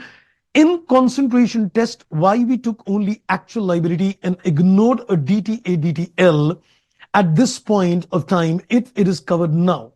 And you said, so why is it prohibited? Okay, you've all done Ind AS 12, right? You've all done Ind AS 12. I am just taking a presumption that you've done Ind AS 12, correct? Because I'll not get into the discussions of why Ind AS 12 prohibits that, because there is a concept of what is called a circular effect, and Ind AS 12 gives you the circular effect due to which it stands ignored. But I presume you have done Ind AS 12, correct? Okay, I think so. Everybody must have done Ind AS 12. The reason to remind you if you have done that is a case of a circular effect where Ind AS 12 prohibits you. Okay, now let me just, I think, quickly give you a synopsis of this. In my journal entry, I would record assets debit at a fair value. I would record the liabilities credit at a fair value. So these are the assets and liability which could result in a DTA DTL. So what are you going to do? In this entry itself, you will record a DTA. In this entry itself, you're going to record the DTL. In this entry itself, whatever deferred tax assets and liability arises on account of these assets and liability other than goodwill is a part of this entry itself. So you need to organize this in terms of step number 3A. In terms of step number 3A, you're going to look at the question and say, okay, these are the assets and liability whose carrying amount is the fair value, but the tax base is different. Let me get the taxable deductible differences and let's organize the DTA DTL. And I'm going to record this as a part of this entry itself. Later, you get a goodwill as a balancing figure.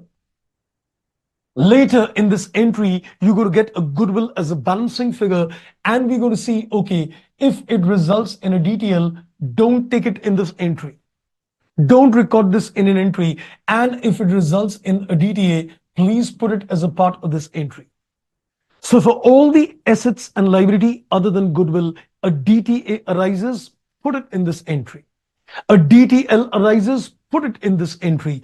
Goodwill results in a DTL, ignore it because of the circular effect as per Index 12. And if there is supposed to be a DTA, put it in this entry, right? Okay, so far, so good. Okay, so now let's take it further. I think let's take a simple example first of all with you. Then I think we'll give you a break also very shortly in the next 5 minutes. But I think first let's take you to an example on step number 3A. Because thereafter my crucial discussions will start. So first let me take you to the inputs on step number 3A.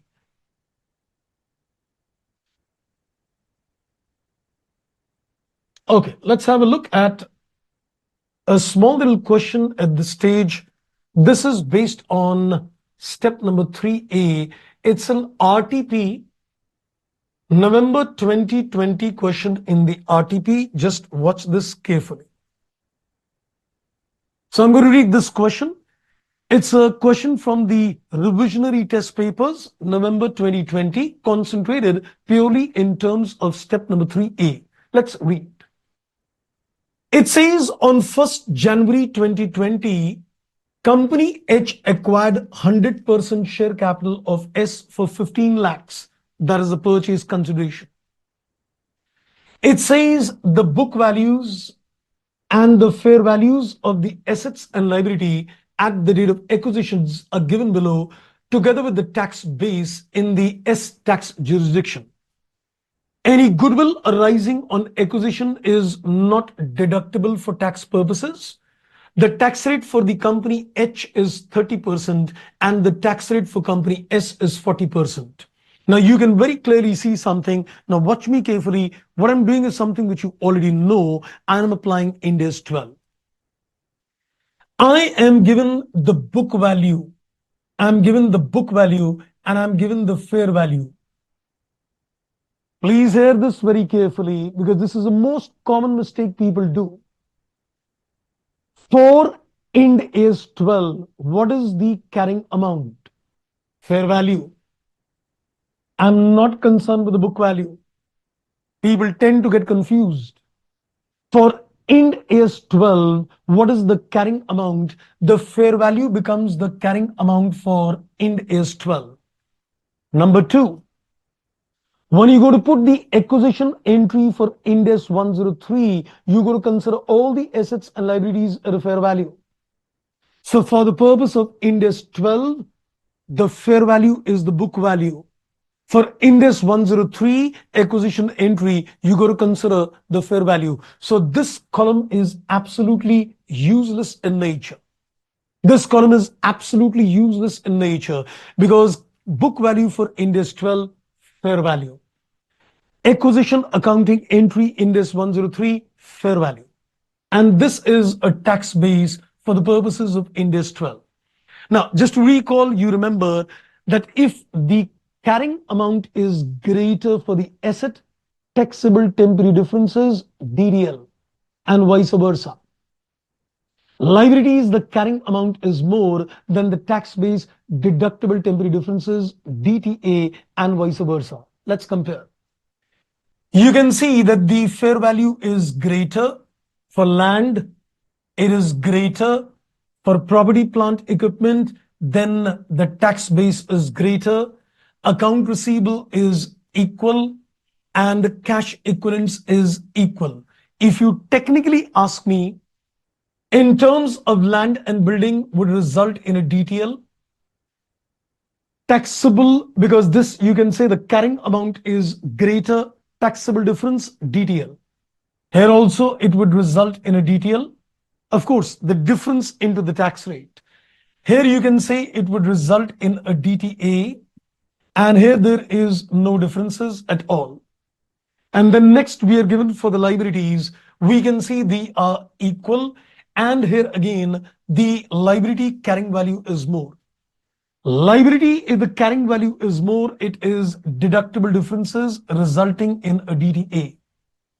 So I've applied the Indus 12 concept that wherever the book value of the asset is greater, DDL, where the book value is less, DDA. Liability book value is more, DDA, and otherwise it would have been DDL. So we can now take the differences. Let's take the cumulative differences. Let me just add up the tax base. 500 plus 200 plus 100 plus 150 plus 130 minus 160. This is coming to 920 net assets. This is 700 plus 270 plus 80 plus 150 plus 130 minus 260, 1070. We can see that the net assets are greater. The fair value of the net assets is greater. So it would result in a DTA. What is the amount of DTA? The difference between 920 and 1070, 150 is the difference, and the tax rate of the subsidy is 40%. It would result in a DTA 60.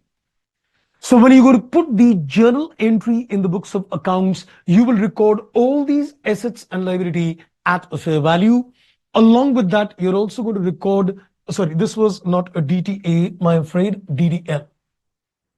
So along with this, you're also going to record a DTL in this entry.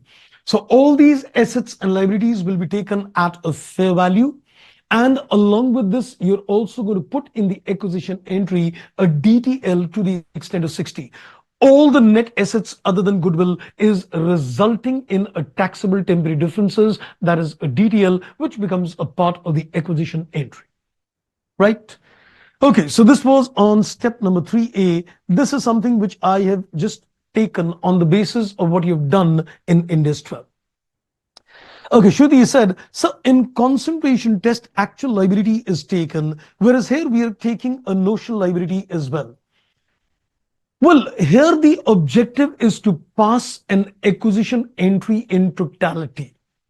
Here, the objective is that you're organizing all those assets and liability, which is going to be a part of the journal entry, whether it is notional or it is actual. But when you're looking at a concentration test, the objective is not to pass an entry, but the objective is to consider what did you pay for the actual assets in that case. So the objective in a concentration test is to see what did you pay for the actual assets. Here the objective is to organize all the assets and liability as a part of the entry, whether they're actual or whether they're notional in nature. Right? I guess you got your answer on that. Okay, so far so good. I guess your mind must be feeling a little tired as well. Should be. So I think it's time to give you some break as well. Let's give you a 10-12 minutes break. I think it's almost around 8:48 by my watch. So I think we see you in 10 to 12 minutes by 9. So let's start back at 9, friends. Take rest. Then we'll start with the journey on step number 3B. So take a break, friends. We'll see you after the break.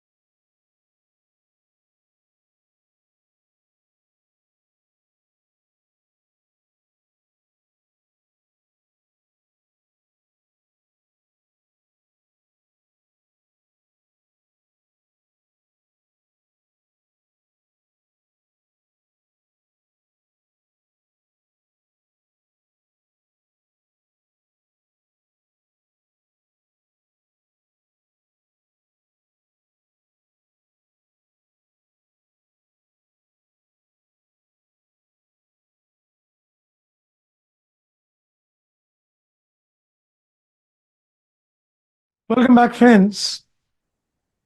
So now I think we'll go to the step number 3B. I think there is a small little question which I think is there. Kriti, you I think asked me if DTA DTL is already there in the balance sheet, then what do we do with that? Well, we'll be coming to an illustration very soon on that. That if there is already an existing deferred tax asset liability, how do we take care of that? No worries on that. I'll not complicate that inputs at this stage. So you'll get the answer for that for sure.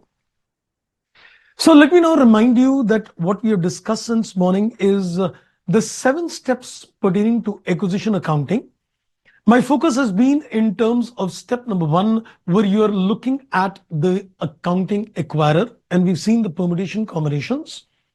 Then we went to the step number 2, where we said, let's get the acquisition date. That is the date when you get a control, and it may be equal to the closing date or it could precede the closing date. Then we went to the step number 3 and we said there are 2 steps. One is a step number 3A, where the focus is in terms of getting the Ind AS 12 application, that is getting a deferred tax asset or liability. Now comes a very crucial step, that is step number 3B. Now this is going to be slightly complicated, so please hear me very carefully, because I'm going to first of all create a thought process which you need to keep in mind in terms of step number 3B, because we need to understand this in a little more detail. So let me just do one thing. Let me just come back and create a chain on step number 3B. Now watch this very carefully. I'm working on the step number 3B, which is making a list of net assets. Now, let me first give you a thought process, and then we're going to work upon this step in a little more detail. So mind each and every word very carefully. Let's say, for example, A Limited is an existing company and B Limited is an existing company, and A acquires a control over the business of B. Now, let's imagine a T-shaped balance sheet of company B. So let's imagine that this is the existing balance sheet of B, and he has got certain assets and he has got certain liabilities in its balance sheet, of course, at a book value. So he has got certain assets and liabilities which are there at a book value. Now, what does A do? He puts an acquisition accounting entry. He puts an acquisition accounting entry where he records the assets, that is debit, and he records the liabilities, that is a credit. So these assets and liabilities are appearing at a book value, and these assets and liabilities are to be recorded at a fair value. Now, get this very clear. I'm going to give you a thought process which has to be very crystal clear in your mind. So B in its balance sheet has got assets and liabilities appearing at a book value, and A needs to do an acquisition accounting entry where he needs to record the assets and liabilities at a fair value. Now, what you've already done in terms of step number 3A is calculating the DTA DTL. That's one exercise done. Now, as a general principle, whatever appears in the balance sheet of B, would also appear in the entry in the books of A. Mind the words, as a general principle, whatever asset and liability is appearing in this balance sheet would also become a part of the entry in the books of A. So all the assets and liability in the balance sheet of B is a part of the entry in the books of A. At what value? So we're going to record everything at a fair value. So we will record all the assets and liabilities, one, and they will be recorded at what value? That is fair value. Now, there are certain exceptions. And let me explain those exceptions to you. Mind the words very carefully. The Asset and liability is not recognized in the balance sheet of B, but it is recorded in the entry.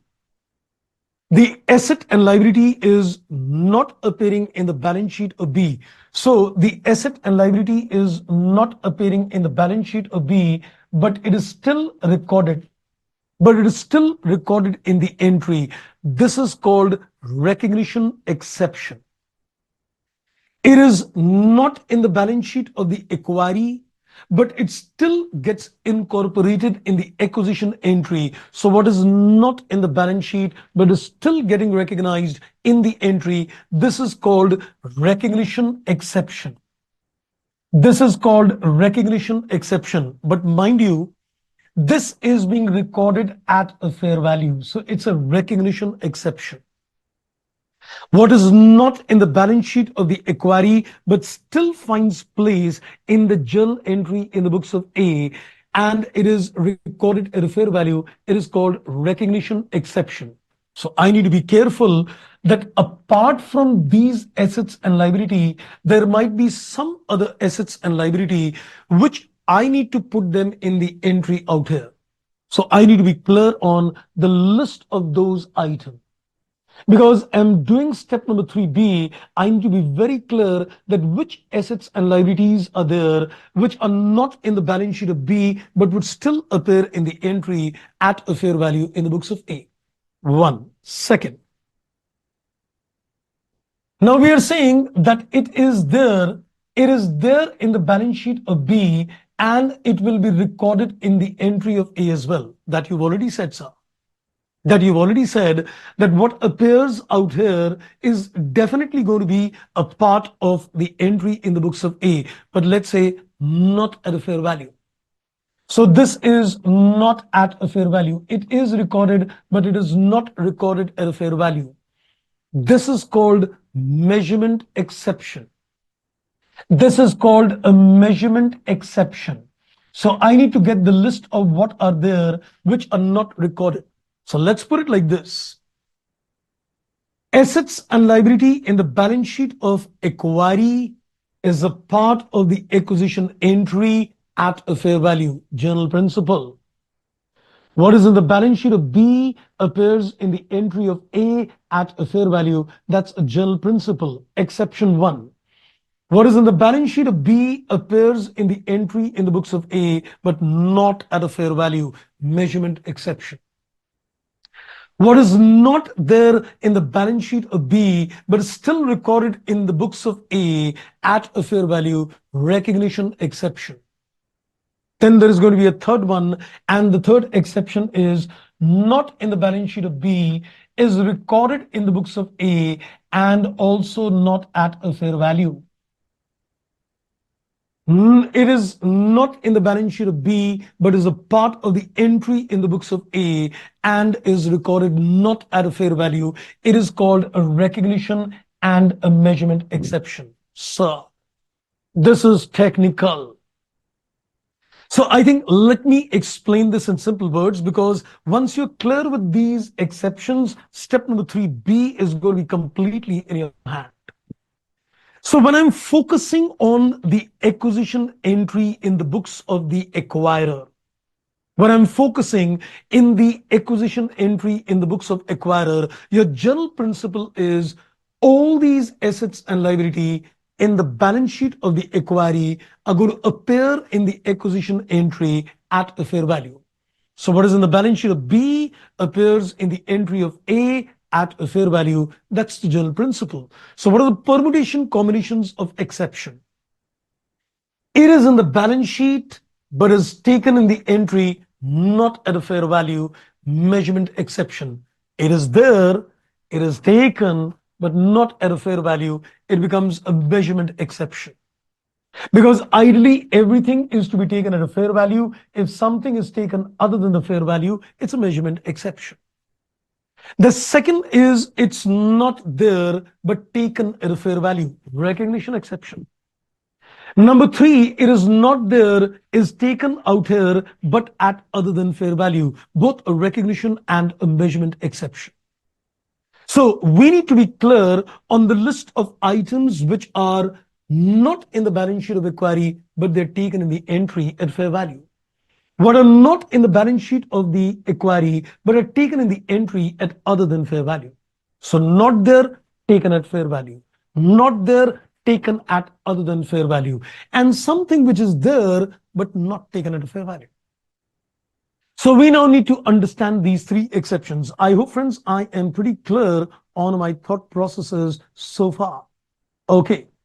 So let's do one thing. There is a very interesting chart which is given in the study material, and I would like you to now have a look at this chart. It's a beautiful chart which summarizes the entire exception list in terms of the step number 3, and this is in the study material. So I'll be now discussing this particular chart with you. So I think I'll keep it till this stage. I hope it's visibly clear. Just let me know you want me to zoom it a little further, or is it good to go?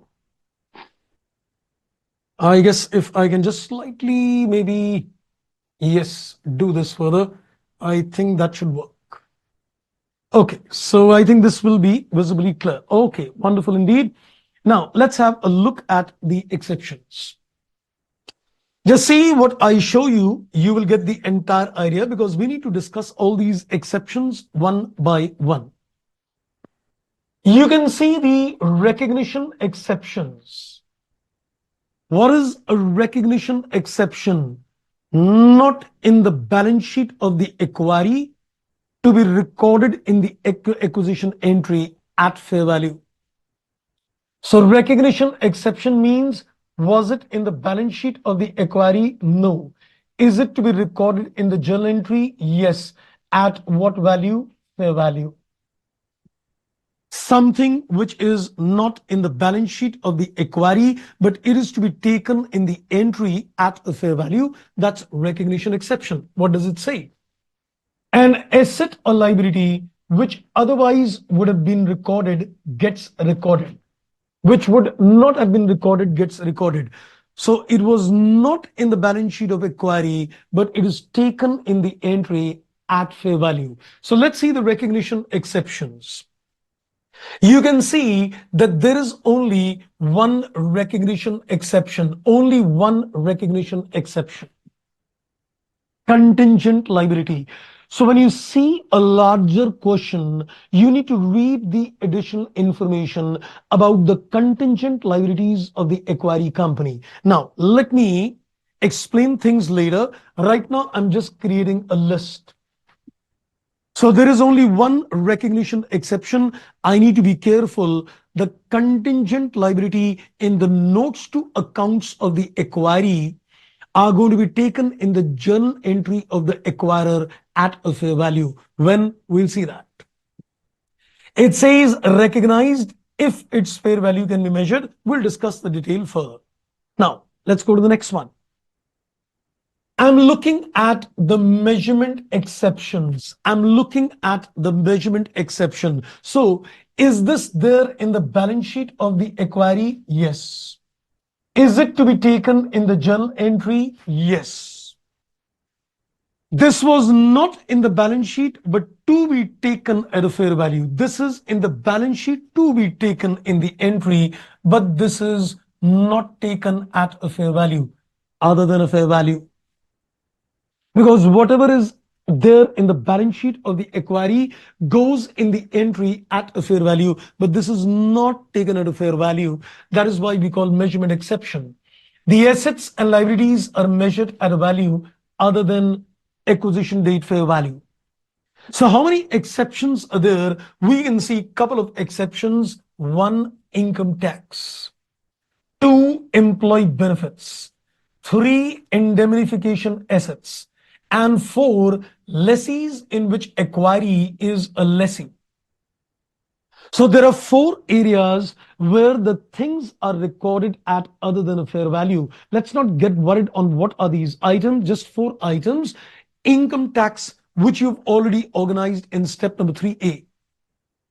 Income tax, which you've already organized in step 3A. Somebody asked me a question, sir, if the DTA DTL is already appearing in the balance sheet of the acquiree, are you going to take it in the acquisition entry? Yes.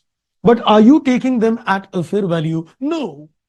I am going to take it based on the principles of India's 12 that DTA DDL is not taken at a fair value.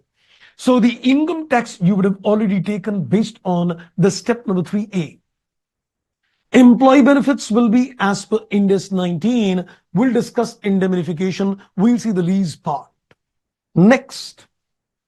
So it says this is recognized as per Index 12. This is as per Index 19. Indemnification is measured at fair value. But we'll see that part in detail later. Now, this is on the lessee part also. Recognize the ROU asset and the lease liability as per Index 116, except if it is a short-term and low-value leased, blah, blah, blah. Let's not read it further. Then comes the third area, and that third area is called recognition and measurement exception. One recognition exception, 4 measurement exceptions. Now we're looking at which are both recognition and measurement. What does this both recognition and measurement means? Is it appearing in the balance sheet of the acquiree? No. Is it going to be taken in the journal entry? Yes. Is it a part of the balance sheet of the acquiree? No. Is it going to be taken in the journal entry? Yes. At what value? Not at a fair value. Something which is not there to be recorded, recognition exception, but not a fair value other than a fair value, measurement exception. And see the items which are there, share-based payments, 1. Assets held for sale, that is Index 105, and number 3, reacquired right. Many people, when they study the standard, they don't concentrate much on step number 3B, and they miserably do bad in the exams. Because they lack the clarity in terms of the step number 3B, which is one of the very crucial steps in terms of things. So you need to be clear that there is one recognition exception, that is contingent liability. There are 4 measurement exceptions. One is income tax, one is employee benefits, one is a leased asset, and one is supposed to be the indemnification assets. And we need to understand that there are a total of 3 exceptions to measurements and recognition exception. One is assets held for sale, one is reacquired rights, and one is the case of SBP, that is share-based payments. Now, what is to be done in these 8 exceptions is what we need to understand in this step. Once we're able to understand these exceptions, then I think our life becomes simple. Jingalala. Did you understand, friends, the thought processes so far? Did you understand the thought processes so far? Are we totally clear with the kind of exceptions? Just a list. You should be clear on what is a recognition exception, a measurement exception, and a recognition and a measurement exceptions. What are these? So I think, let me just give you some quick notes out here. So let me do one thing. Let me just make some quick notes at this particular stage. I guess let's add on. And you can start copying this as well. Let me give you some notes of this. Clear, wonderful indeed. So I am working on step number 3B. I'm working on step number 3B, which is making the list of net assets. Which is making the list of net assets. So what you need to keep in mind is something like this. Let me tell you what you need to do. I'm just going to make first of all, a basic principle. The basic principle, what you need to keep in mind is what is appearing in the balance sheet of the acquiree. I'm saying what is appearing in the balance sheet of the acquiree. Is it supposed to appear in the journal entry of the acquirer? And the answer is yes. So what appears in the balance sheet of the equity is supposed to appear in the entry as well. At what value? It is to appear at a fair value. This is the basic principle. What is in the balance sheet? Please put it in the entry at a fair value. Now, what are the exceptions? So now what we need to see is what are the exceptions, and I think let's create a wonderful list of exceptions. So we can say we've got a total of 3 exceptions with us. One is called recognition exception. One is called a measurement exception. One is called a measurement exception, and one is called a recognition and a measurement exception both. So it's a recognition and a measurement exception both.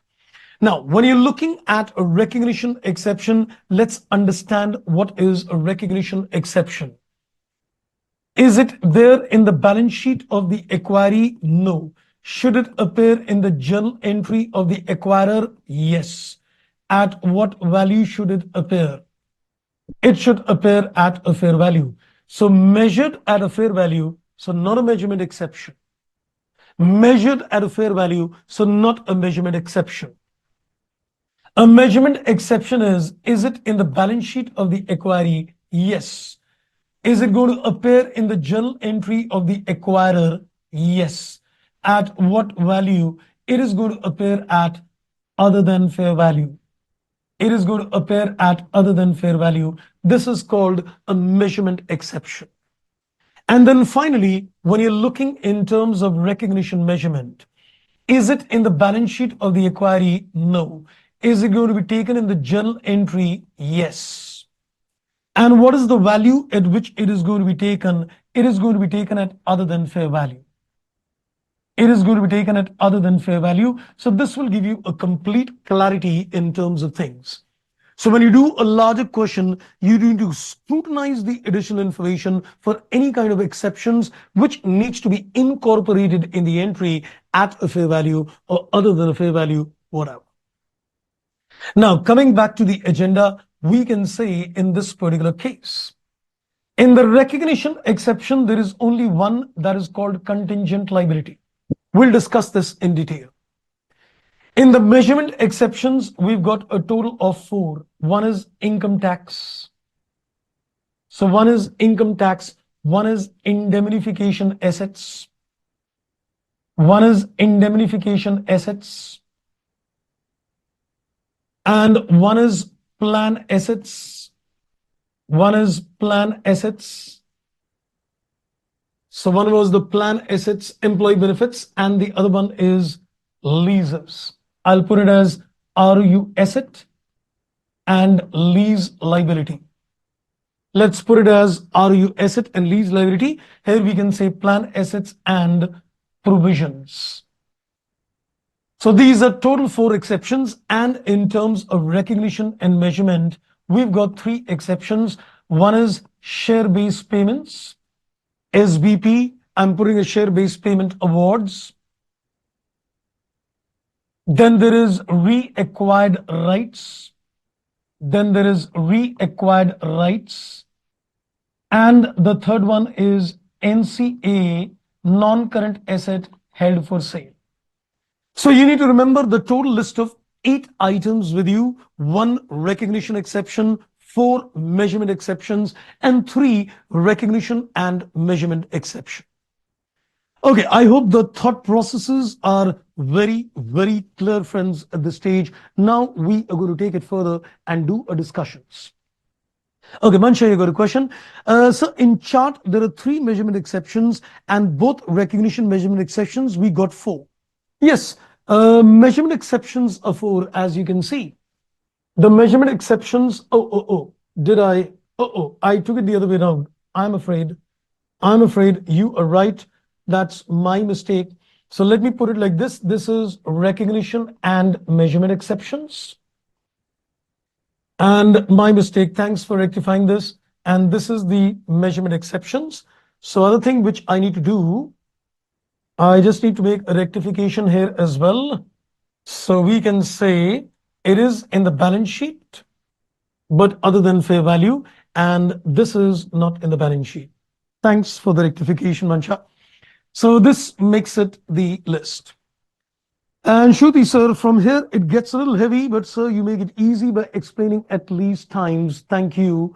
That's wonderful indeed. Okay. Now I think let's start discussing each one of them. I need to discuss these 8 exceptions with you, that what do we need to do. So let's begin with the first one, that is contingent liability. I am discussing the first exception, that is a recognition exception. And the first recognition exception is contingent liability. Now, please hear me very carefully, because people have got misconceptions. Contingent liability is decided as per IS 37. So please hear me very carefully. Every word is going to be important. I want to first make one thing very clear. That B Limited, who is the acquiree, and A Limited, who is the acquirer, how they are going to evaluate things. B Limited, which is an acquiree, decided by virtue of Ind AS 37. He decided by virtue of Ind AS 37 whether it's a contingent liability or not. So he applied Ind AS 37 as an acquiree and he decided it's a contingent liability. A Limited is going to apply Ind AS 103. A Limited is going to apply Ind AS 103. Now, let me take you to a little more detail in terms of things to give you complete clarity of thought. I know what I'm going to say is quite technical indeed, but you should get a complete clarity of thought. So, number one, if you look at B Limited, he can have 3 kinds of contingent liabilities. If you look at B Limited, he can have 3 kinds of contingent liability. Number one, obligations which are possible obligations. So when you see that there is a possible obligation, it becomes a contingent liability. Number two, there is a present obligation. There is a present obligation for which the cash outflow is not probable in nature. I'm reminding you what you've done in Ind AS 37. There is a present obligation for which the cash outflow is not probable, is called a contingent liability. And number three, there is a present obligation. There is a present obligation for which the cash outflow is also probable, but a fair value cannot be estimated. But a fair value cannot be reliably estimated. But the fair value cannot be estimated. So there are 3 kinds of contingent liability in the notes to accounts of the acquiree. One is a possible obligation, one is a present obligation whose outflow is not probable, and one is a present obligation, outflow probable, but it cannot be reliably estimated. The fair value cannot be reliably estimated. Therefore, it is reflected as contingent. Now, A Limited looks at all these 3 contingent liabilities and he needs to consider only one thing. He needs to consider only one thing, that all those contingent liability which are present obligation and whose fair value can be determined. Mind the words carefully. A Limited as an acquirer applies Ind AS 103 and puts across the 2 questions. Is it a present obligation? 1. Can the fair value be determined? 2. If the 2 conditions are met, it will be shown in the accounting entry. A would record this as a part of the acquisition accounting only if it is a present obligation 1 and the fair value can be determined 2. So now let's see whether these 3 contingent liabilities would appear in the entry or not. This is a possible obligation, so it will not appear in the entry. 99% people I know, have reasons to believe, and they just remember one thing. His contingent liability will appear in his entry. They just remember one thing. They say that all the contingent liabilities will appear in the entry of A. No. The contingent liabilities which can appear in the entry are only those which are present obligation, not possible obligation. So you need to basically scrutinize the contingent liability and see that if it is possible obligation, it won't appear in the entry.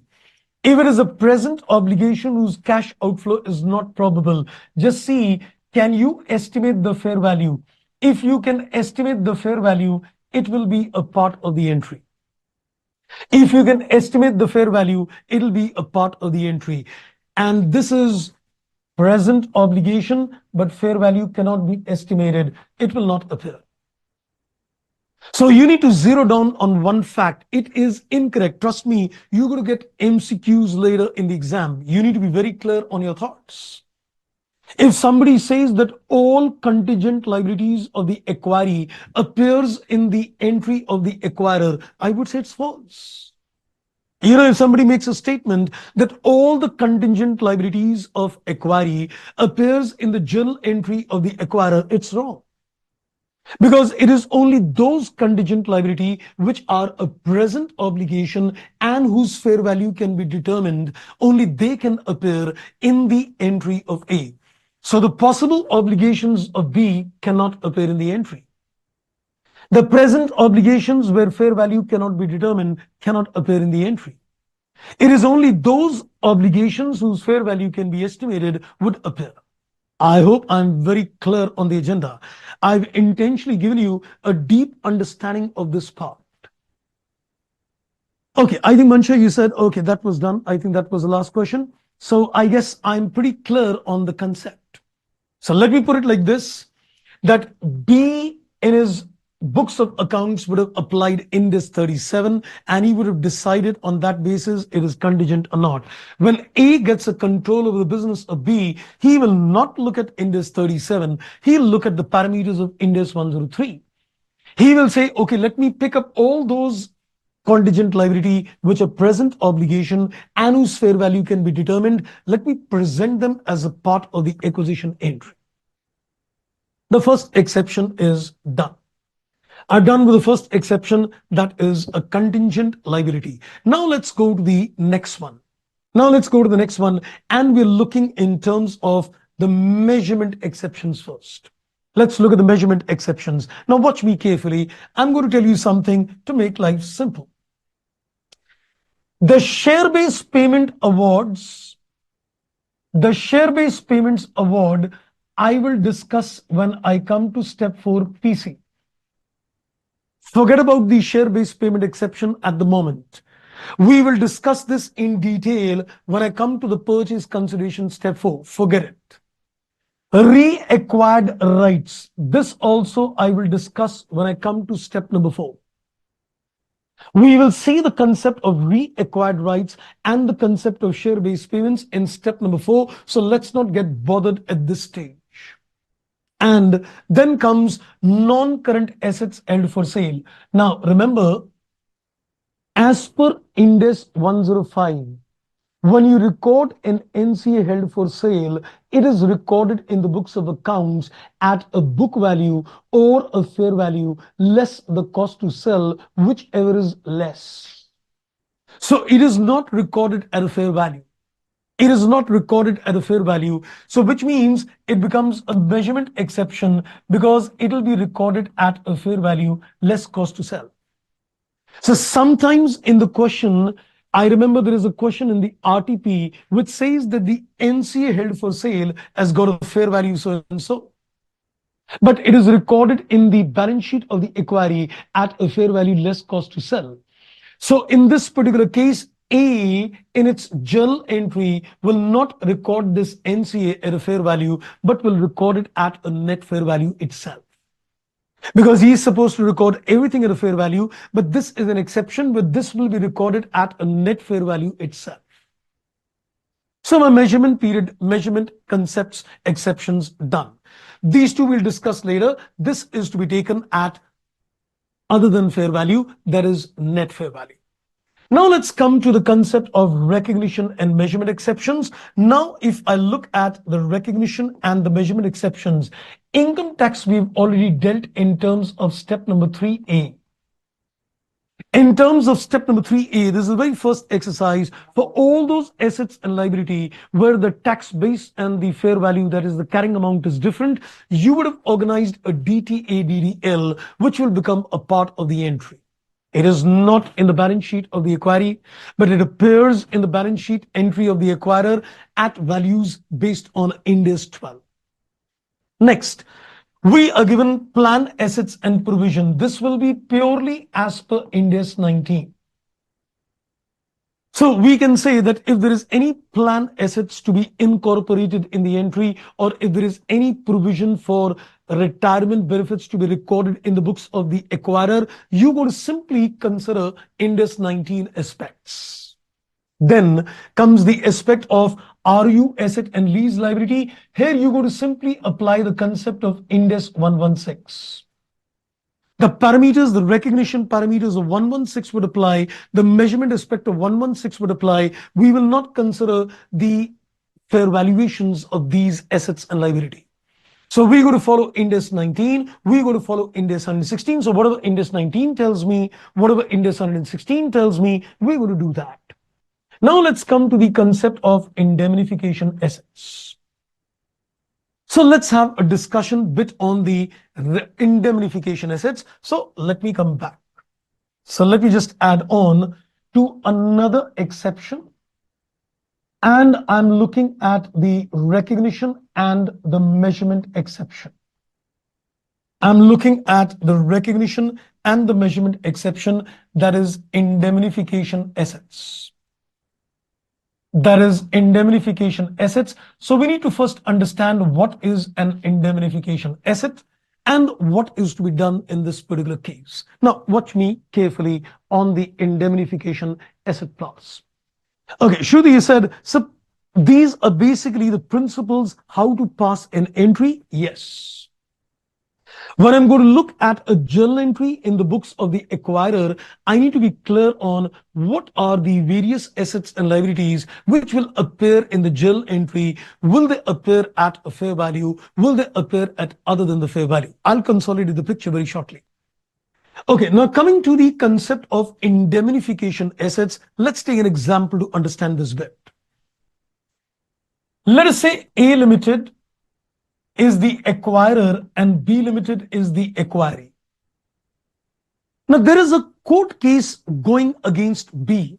So there is a court case which is going against the company B, which is acquiree. And B Limited reflects this court case as a contingent liability. So B decides on the basis of Ind AS 37 that it is supposed to be a contingent liability based on Ind AS 37 parameters. He decided, though it is a present obligation, he decides that it is a present obligation, but he decides that the cash outflow is not probable in nature. He decides that it is not probable in nature. Therefore, it is reflected as a contingent liability. Now, what A Limited does, A Limited makes an assessment based on 103 and he decides that this contingent liability, the fair value can be estimated. So he makes a decision and says, yes, the fair value can be estimated. So he takes a call that this contingent liability, the fair value can be estimated. So he makes up a mind, it's a present obligation for which the fair value can be determined. So this contingent liability appears as a part of the journal entry. It appears as a part of the journal entry at a fair value. It appears as a part of the acquisition entry for A at a fair value. Now, moving further in this case, now B tells A that if I lose this court case, don't worry, I will compensate you back. So I'm taking an extended version of this. So B tells A Limited that if I lose this particular case, don't worry, I'm going to compensate you also for this particular court case. So he says, I will compensate you. Compensation means I will indemnify you. When I say that B will compensate, it indirectly means he's going to compensate, he's going to indemnify A Limited for any losses due to the court case. He says, I will compensate you, let's say, up to 10 lakh rupees.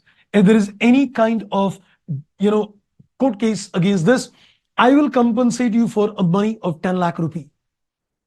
Now, let us say the fair value of this contingent liability is to the extent of 8 lakhs. So B told A, let me give you the facts again.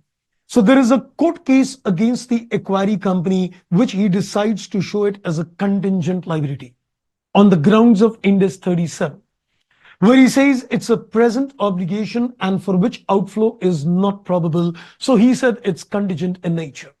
Now, A would apply the principles of Ind AS 103 and he decides it's a present obligation. The fair value can be estimated. So it should appear in the entry at a fair value that is 8 lakh.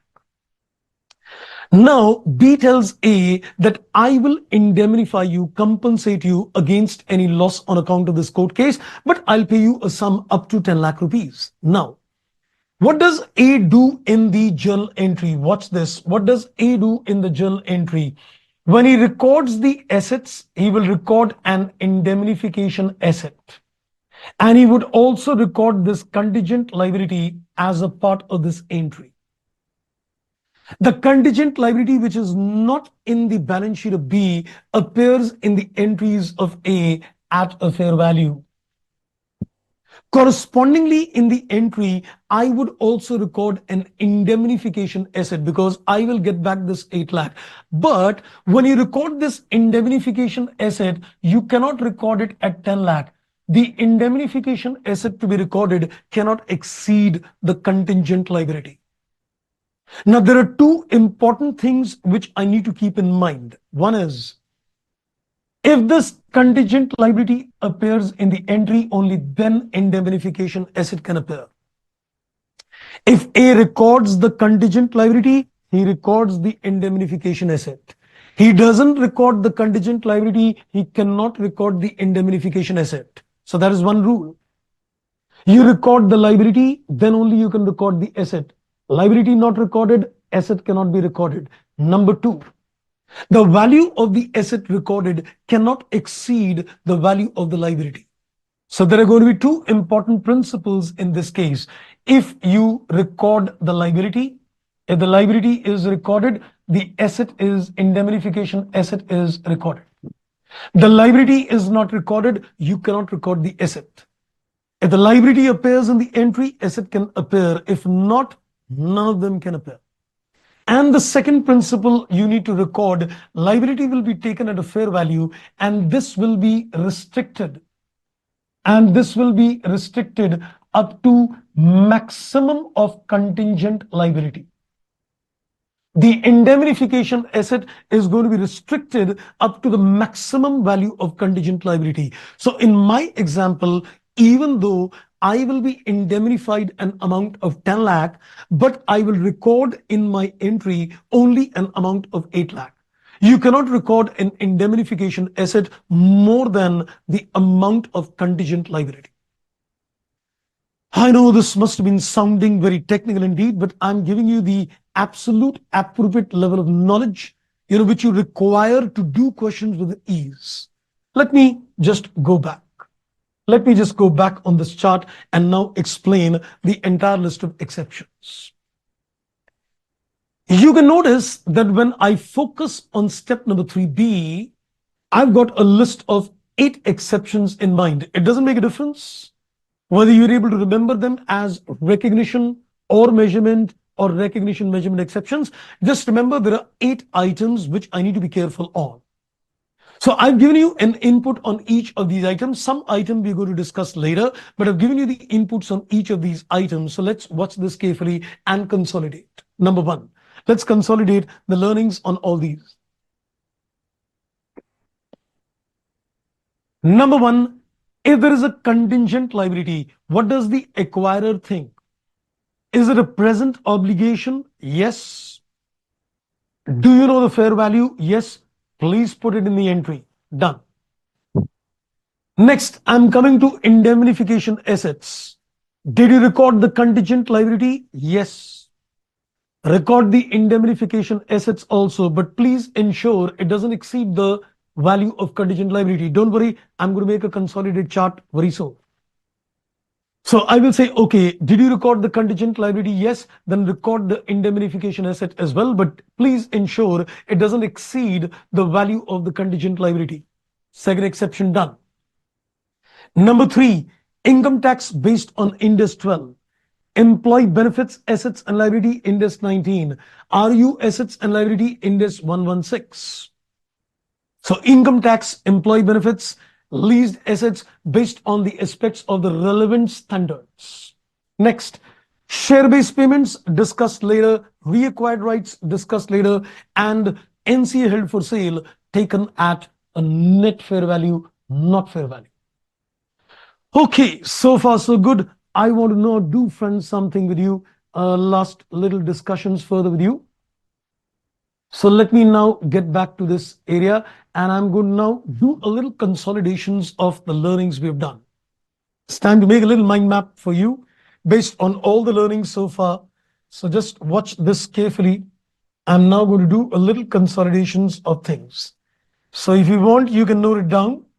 Otherwise, relax and hear me for the next 5-7 minutes, because very important to consolidate the learnings. I know my today's session must have been a little more technical as compared to the first day, because that was basic and today was advanced. Next class is going to be a little more advanced as well, because this is a technical standard, but a very important standard from the examination point of view. And we've got limited time in which we need to give you the maximum input and the output to be achieved as possible. Okay. So let me now quickly create some learnings based on what we have covered so far. Let's create a small little mind map. Now hear me very carefully. The next 5-7 minutes are going to be very crucial in terms of understanding.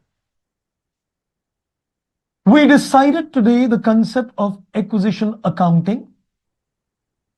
And I said it is based on a 7-step model. I said it is based on a 7-step model, and I've covered a total of 3 steps with you. Next class, we're going to concentrate on the step number 4 in detail. In terms of step number 1, the focus is getting who is the accounting acquirer. The focus is in terms of getting who is the accounting acquirer, and my mind starts working on number 1. The purchase consideration is in cash. And the purchase consideration is in equity shares. That's my focus point. The purchase consideration is in cash, or the purchase consideration is in equity shares. Immediately, what comes to my mind is the final input. If the purchase consideration is in cash, I don't care whether a new entity is created or not created. Doesn't make a difference to me. If the consideration is in cash, I don't care whether you created a new entity or not. Here, the accounting and the legal acquirer is always the same. The moment I see that the consideration in cash, I say, I don't want to see anything in life. The accounting and the legal acquirer in this case is the same. Next, if the purchase consideration is an equity share, I'm very keenly interested whether a new entity is created or the new entity is not created. Then my focus point immediately comes on the fact, did you create a new entity or not? If you said a new entity is created, it is 100% reverse acquisition. The legal and the accounting acquirer undoubtedly is not the same. It is undoubtedly a reverse acquisition. And if a new entity is not created, it depends. You'll have to do an evaluation to decide. You'll have to see that the control is lost or the control is retained. So you'll have to calculate a post-acquisition percentage if the control is retained. If the control is retained, then acquisition accounting would apply. But if the control is lost, in that case, a reverse acquisition would apply. That is the crux of the step number one. That how do you decide who is a legal and the accounting acquirer? Done. Then you go to the step number two. And in terms of the step number two, we decided to get the date of acquisition. Now, when we decided to get the date of acquisition, my mind was working very clear that date of acquisition, ideally, in a very idealistic situation, the date of acquisition is equal to the closing date. The closing date is when the PC is paid. The closing date is when the PC is paid, and the date of acquisition is when you get a control. In a very idealistic situation, the two dates are same. So we can say we started looking into the fact let us say, if I want to understand the date of acquisition is before, the date of acquisition is before the closing date. We said this is possible only if there is a mutual written agreement.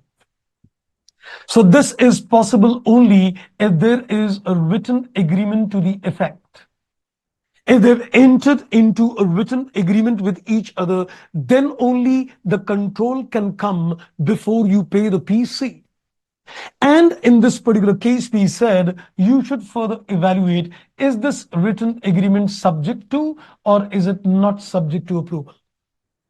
Well, Mia Bibi Razi, kya karega Kazi? So in this particular case, if it is not subject to approval, then yes, the date of acquisition is before the PC is paid. But if it is subject to approval, you need to see that the approval is a mere formality that is procedural. Or is it not a formality and it is substantive? We don't need a permission. Mia Bibi Raji kya karega Kaji? And if you need a permission, then you need to see that is it a mere formality or is it something which is not a mere formality? If it is procedural, then the date of acquisition is before. But if it is substantive, then it cannot be before. Then the closing date and the date of acquisition is same. This is what we did in terms of step number two, where we did some illustrations also with you. So that was the crux in terms of the step number two. Then I went ahead and I discussed the step number three. And in terms of step number three, we did two steps, step number 3A and step number 3B. Now, in terms of step number 3A, you just need to apply Index 12. You just need to apply Index 12 and you need to keep two parameters in mind. I need to consider that for all the assets and liability other than goodwill, if it results in a DTA or it results in a DDL, please recognize this in the entry. Any asset liability which is taken at a fair value other than the book value, you need to consider a deferred tax asset liability. But if you're looking at goodwill, if it is a DTA, if it is supposed to be a DTA, recognize it. If it is supposed to be a DTA, recognize it. But if it is a DTL, Index 12 prohibits. So DTA, DTL on other than goodwill, yes. DDL on a goodwill, no. DDA on a goodwill, yes. Part of the entry. And then we went to the step number B and we saw a couple of exceptions. Let's consolidate the learnings on all the exceptions in the form of a simple chart. So we will see what are those exceptions. We'll take those items of assets and liability and we'll see what is to be done in each case of all those 8 exceptions. So we've got a total of 8 exceptions with us. Now, this is what I'm giving you as a crux on these 8 exceptions is what you need to keep in mind. Number 1, if there is a contingent liability, what do I need to ask myself? Please tell me, is it a present obligation? And you know the fair value? Then it'll be a part of the entry. 2 questions. Is it a present obligation? Yes. Do you estimate the fair value? Yes. Put it in the entry. Next two, we have got indemnification assets. We have got indemnification assets. This is reimbursement, you can say, compensating for the contingent liability. Two questions.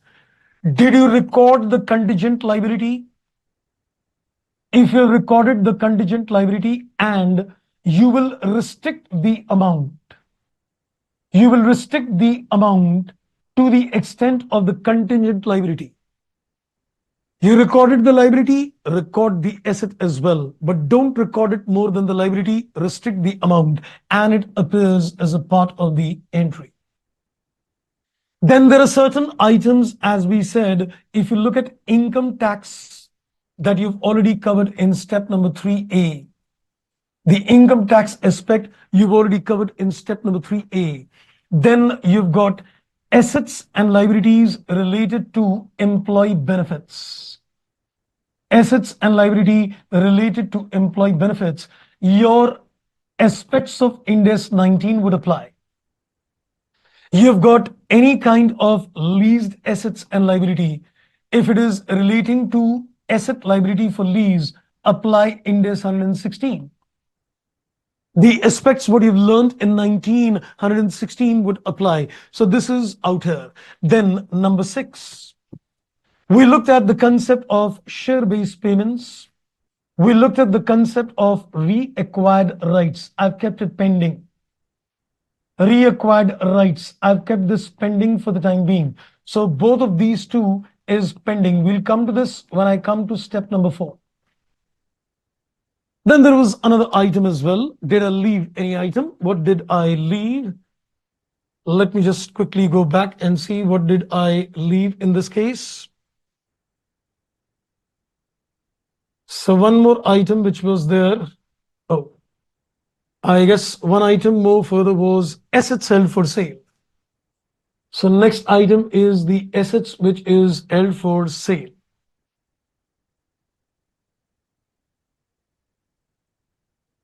Right. So in this particular case, another item, I'm just going to add a little space out here, is the item number 8, which is NCA held for sale. So this is going to be recorded at fair value less the cost to sell. So this is the crux of what you need to do in terms of step number 3B. That you need to be careful that contingent liability, what do we do? Indemnification, assets, income tax. These 3 items, income tax, employee benefit, lease is as per relevant standard. The only item pending is share-based payments and the concept of reacquired rights, which we'll be discussing in step number 4, and NCA is going to be taken at a net fair value. And one last more information further, and that is there could be certain intangible assets. There could be certain intangible assets which may not be appearing in the balance sheet of the acquiree because of Ind AS 38, internally generated.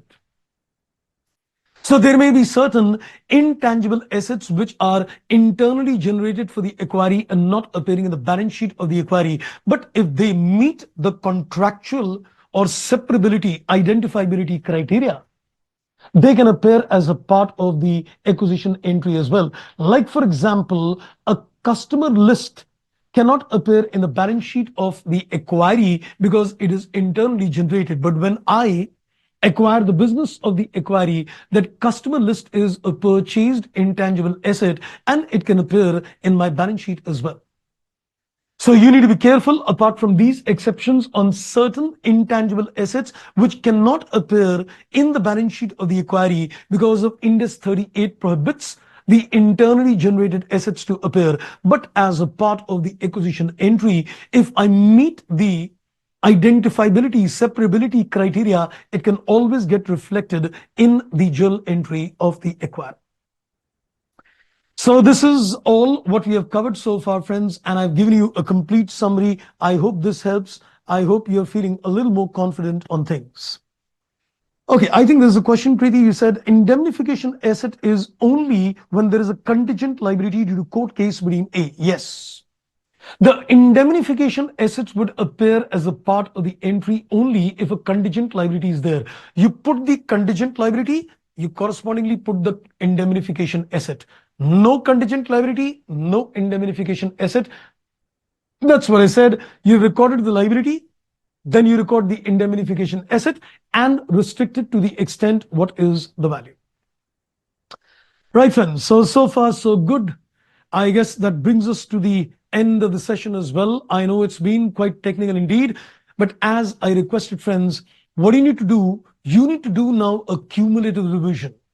We did the first class and now we've done the second class. Now you should sit down and revise the class 1 and the class 2. Because trust me, it's a little technical topic. So by the end, once we're done with this topic, you need to do a cumulative revision of the entire topic in a single go. That's how you'll get more confidence. And once you start practicing more questions from the study material, you'll get more confidence as well. Right. I think over to you for any questions, friends, on your side. Otherwise, I think we're done for the day. So let's see if you're getting some more questions on your side. Okay. I think we got Shruti. Thanks for the quick revision, more clarity to the concept. Great lecture. Thank you so much. Thank you, Kriti, as well.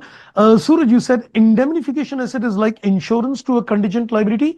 Yes, you can say that because contingent liability is something which will trigger, and you can say something like, that your money is insured as like indemnification assets. Yes, you can definitely say that. For understanding perspective, yes. Okay, so far so good. I guess that seems to be done. Right, friends. So I think then it's time to say goodbye to all of you, friends. See you in the next class on Saturday.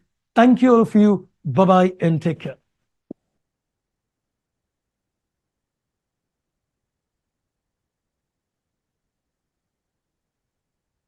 हाँ जी